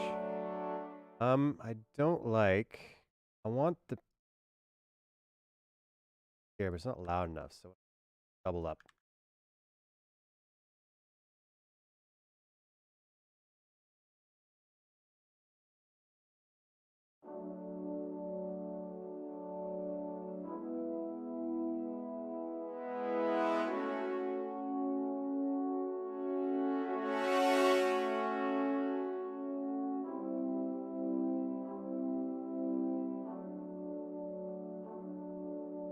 Like that.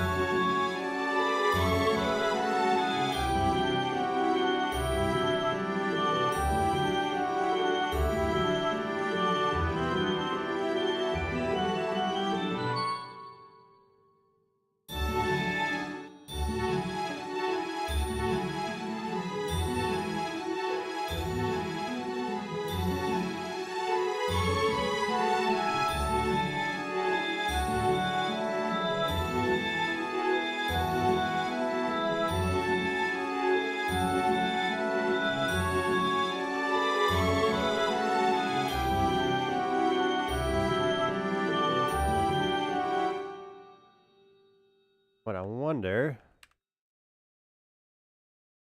the lower register and then pop it up for the next. Might be a bit low.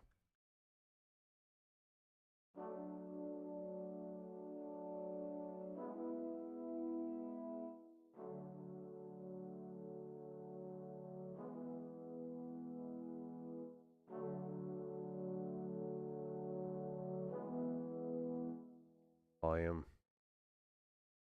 Pull it up. Start. Patch. A little too much.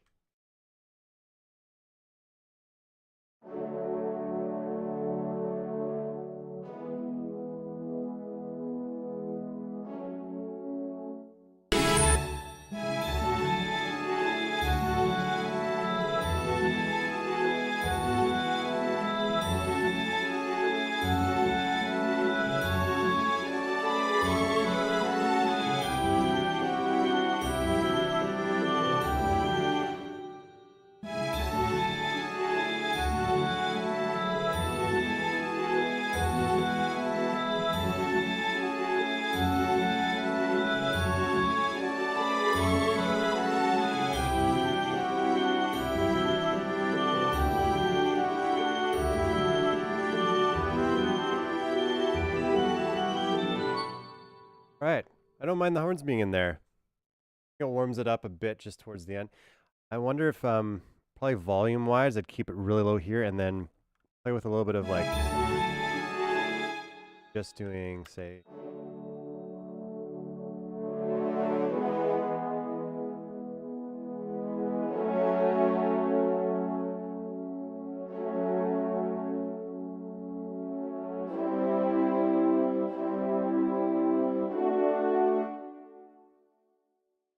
the last section here and make sure it's a little bit louder.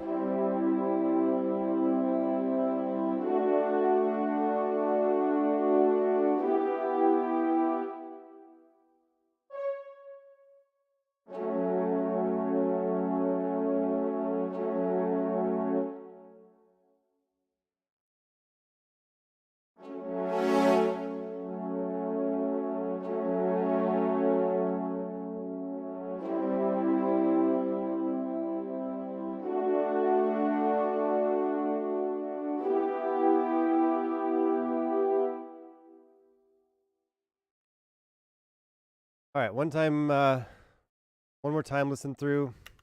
This goes.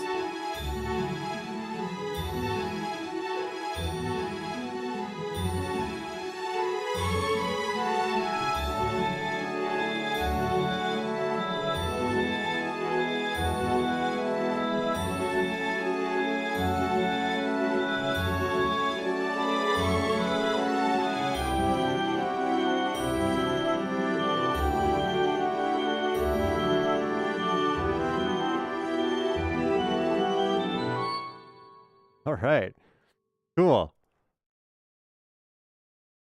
Sounding pretty good.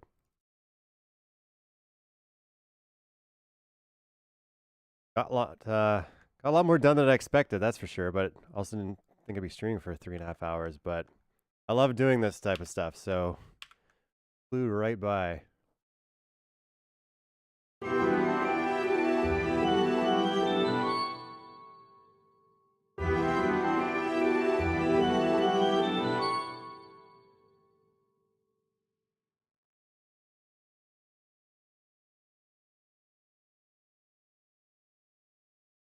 Well, I'm gonna do a few more passes on the original, then see if there's anything else I'm missing out on. I know there's a bunch of lead-in stuff, like there's a bass drum and timpani cymbal, but there's a bunch of other stuff we can add into this lead up into the next section. But we're gonna leave that for another time.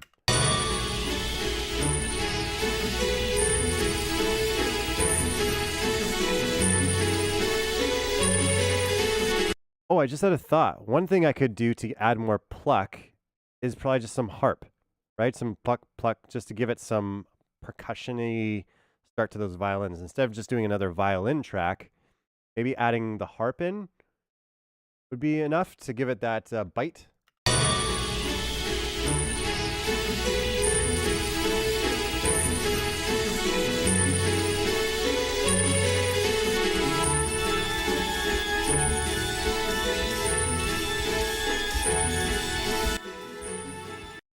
Start over.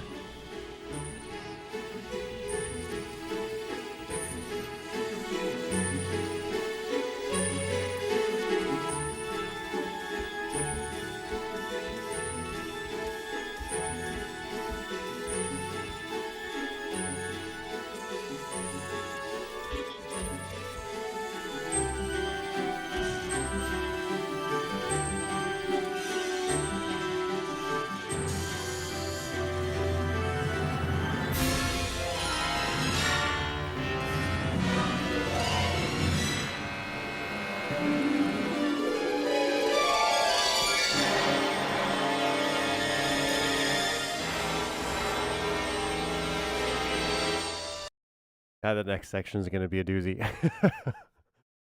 Figuring out all those little parts and the harp runs and the little all that stuff. Man, if I had perfect pitch, this would be so much easier.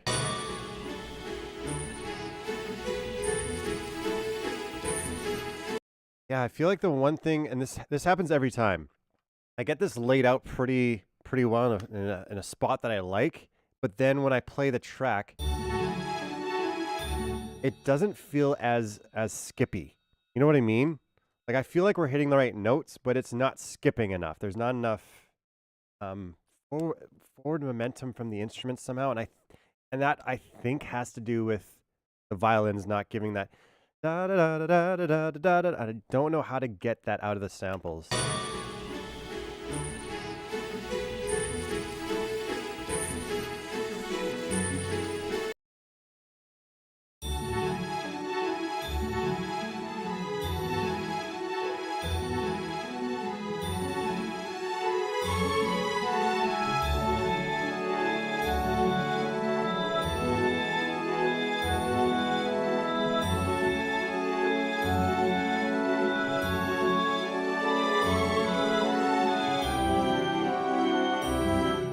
Also, I'll put a symbol here. I don't know if that's, I don't think that's in the original track, but there's a part of me that really wants there to be a symbol right there, just a little wash.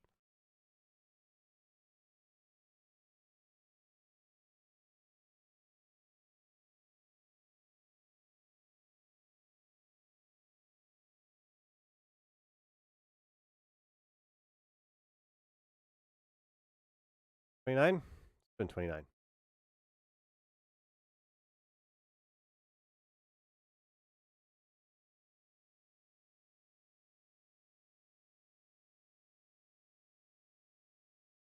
Here.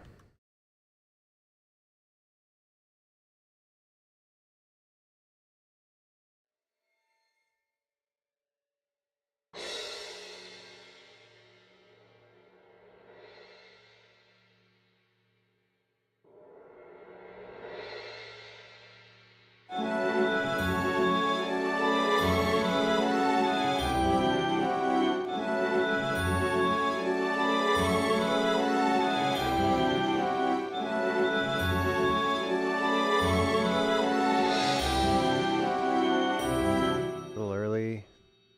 Heavy.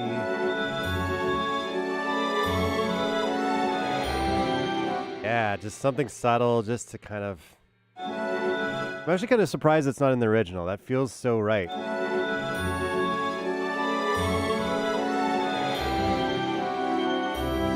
Nothing heavy, just a little subtle little shh.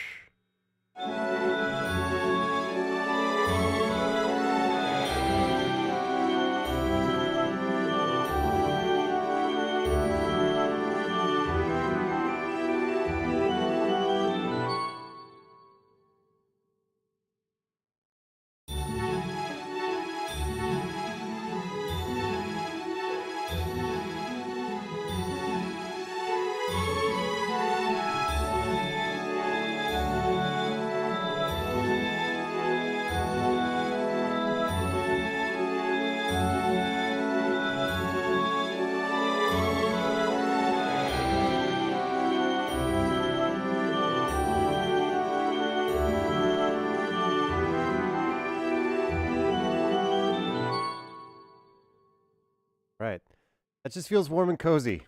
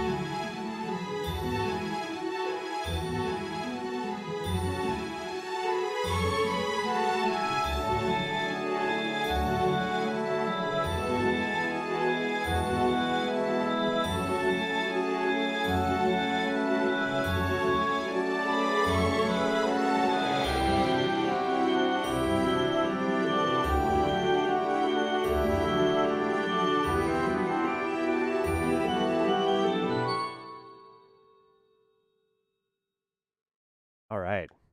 I'm loving how it sounds. Again, it's just the skippy nature of the violins that I gotta still figure out. But I think that's a great place to end there. I mean, it's been almost 4 hours, which is way longer than I was expecting.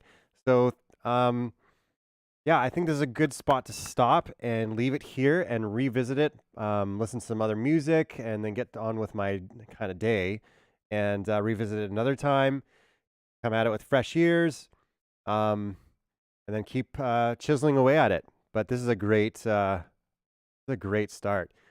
You can see like all the various components and how they kind of work together. And there's the whatchamacallit, the just the dynamics of violins and how that affects the vibe from spot to spot. Like all these little things add so much. I love how this gets louder here and allows it to like sing a bit. Like these little rises.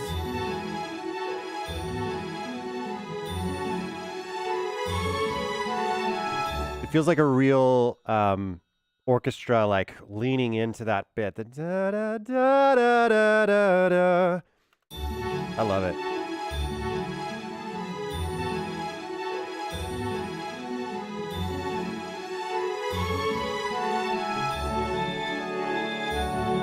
And those horns coming in, I think could be a little more subtle, or maybe save for later. But I like how it warms it up. You know, I think I might leave that in. We'll see how things feel moving forward as I add and take away. But yeah, that's a great place to end.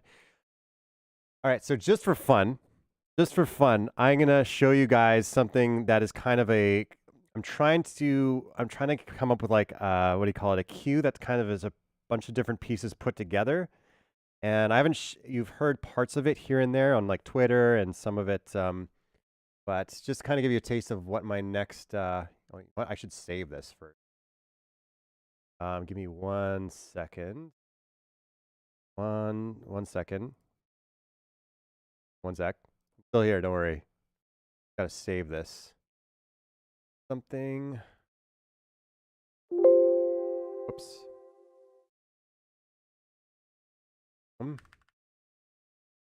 I'm not a fancy streamer with all like, be right back, or sort of what.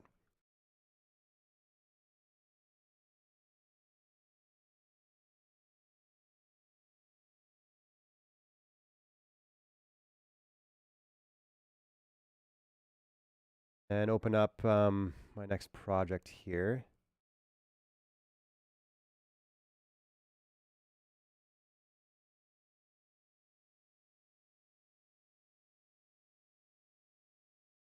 I think this is the one. Here, I'll bring it back now. It's going to take a bit to load. Yeah,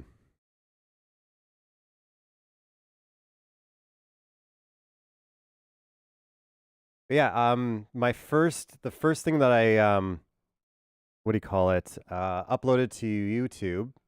I was like what I call dawning of knothole, which is like, you know, the morning of before the break of dawn.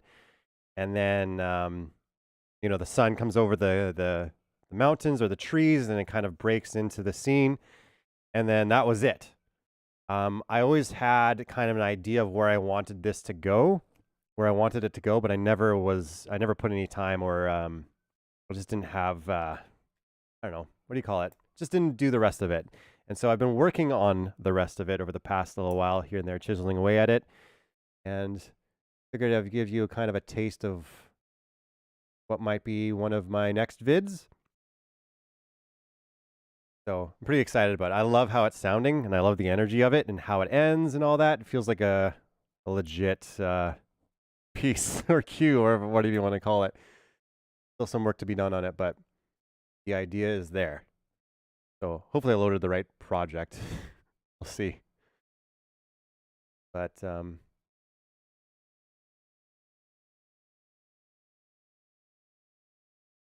yeah. Wait for it to load up here. Look at all this crazy stuff. So there's a middle section that still has to be worked out and a transition, but I think you'll get the gist. So I completely redid the break of dawn aspect to it. See how this sounds here. Peter's still going to load all the samples, so there might be some skipping of moments. But here's a taste of one of my next releases.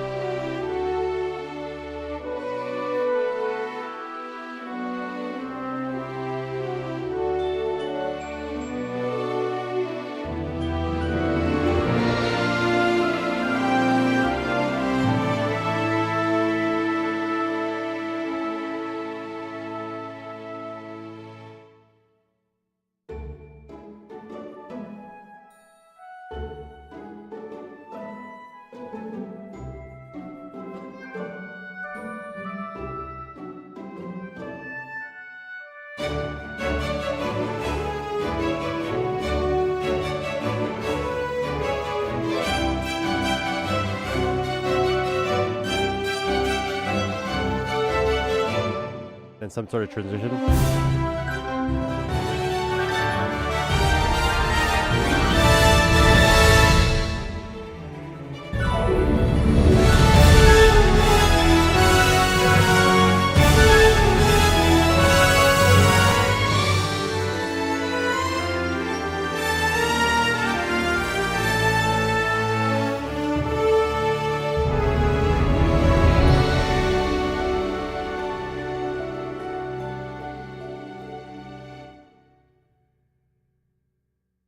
Yeah, that's it.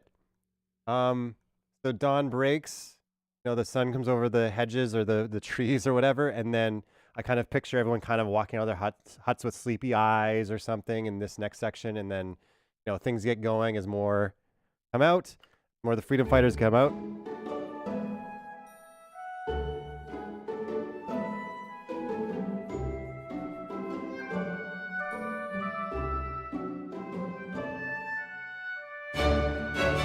And then I go through this whole thing as people are getting pumped up.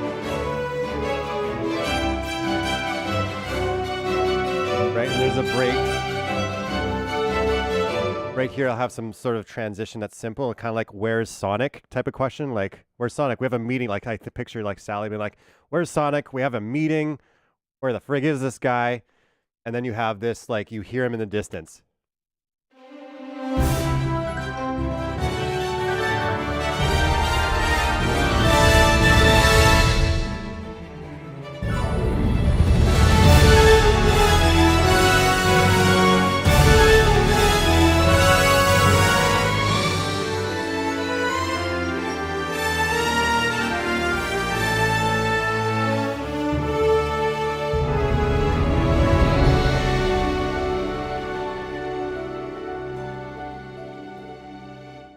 Right, and then leads into the whole conversation or whatever you want to have after that. So yeah, that's something I'm kind of working on in the background. I'm pretty proud of this part. I really love how this builds, and I don't know, just the feel. I love it. So this is one of those things where I listen to this over and over again on my own time. Is that okay to do with your own work? I just love it. So a lot of work went into this part, but you can see all the various parts and components to fill it out and round it out and all the dynamics that are happening. Yeah, it's a lot of fun. This actually, the trombone part was one of my shorts from a while back. I basically modified that for this.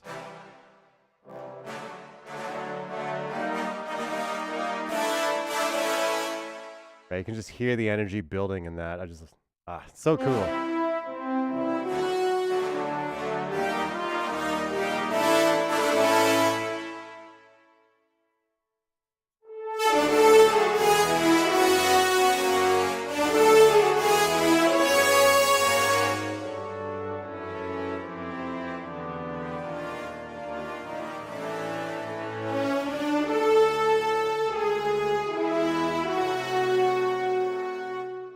So fun.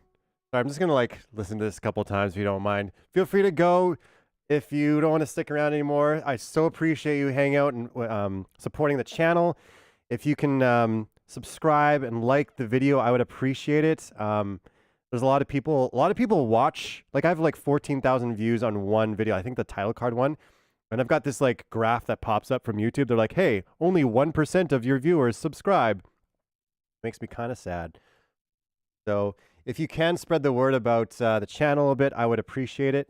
But yeah, feel free to head out. I think I'm going to wrap it up pretty quick here, but I'm just going to listen through this a couple of times. If you want to stick around, feel free, because I just love it. I don't know if that's completely self-centered of me, but I just love listening through this. So I'm going to walk you through it and do some, what do you call it, solo some of the voices and show you what's going on. So it actually started with the violins. I had this little thing in my head.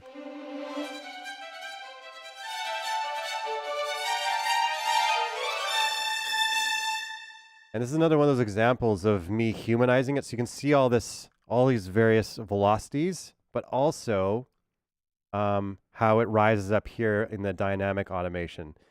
So all of that stuff leads to this.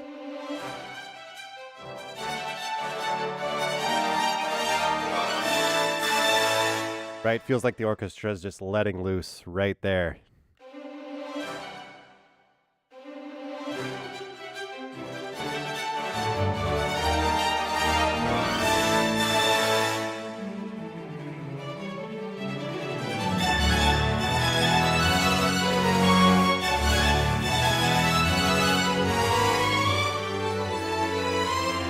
Oh, and this whole part is completely original. This is not in the this is nowhere in Sad I Am. This little ending called a post chorus or whatever. That's pure, completely inspired by Back to the Future, but the melody and everything, not in the original.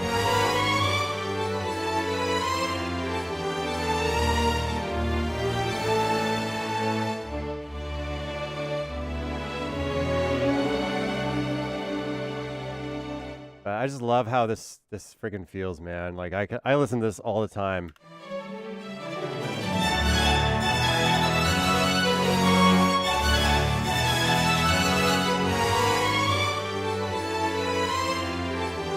So fun.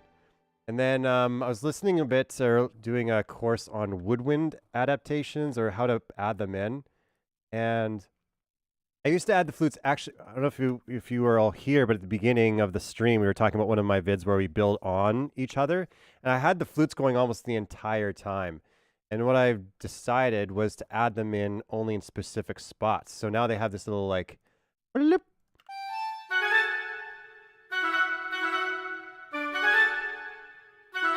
just so you get it in context, here we go.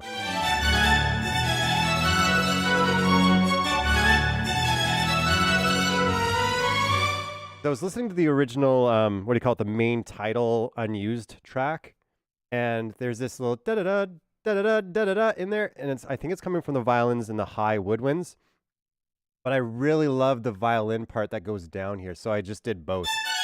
There's a da-da-da-da-da-da-dum, and then just added the woodwinds to do that little.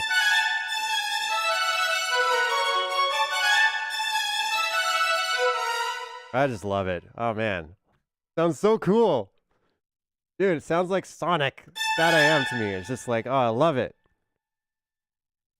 It's so pumped.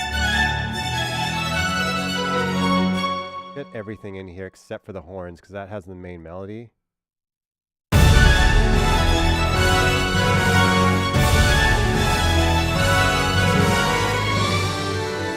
Gosh, it sounds so cool.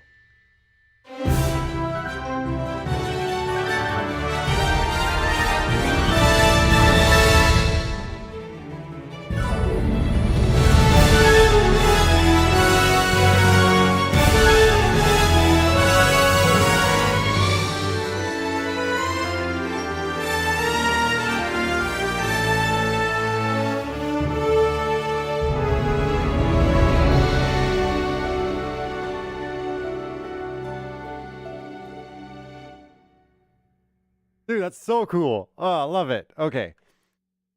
Anyways, I'm going to wrap it up there. Thank you so much for hanging out. So appreciate you all joining in and taking the time of your day, or even having this on the background or whatever you did. It went way longer than I expected, but so appreciate you supporting it and supporting me, and all the emails and DMs and messages and texts I get have been very encouraging, and I so appreciate it. It means a lot. Like, I've thought about not continuing with this stuff many times over the past year, and every time I go back to some of the comments in the YouTube vids, and I'm just like, you know what? There's people out there that actually appreciate this stuff, and I so appreciate your encouragement. It means a lot. It honestly keeps me going. So, yeah, let's wrap it up there. Thanks again for joining.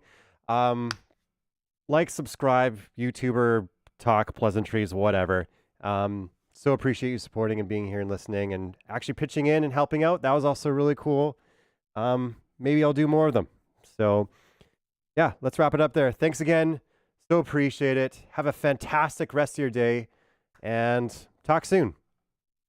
All right.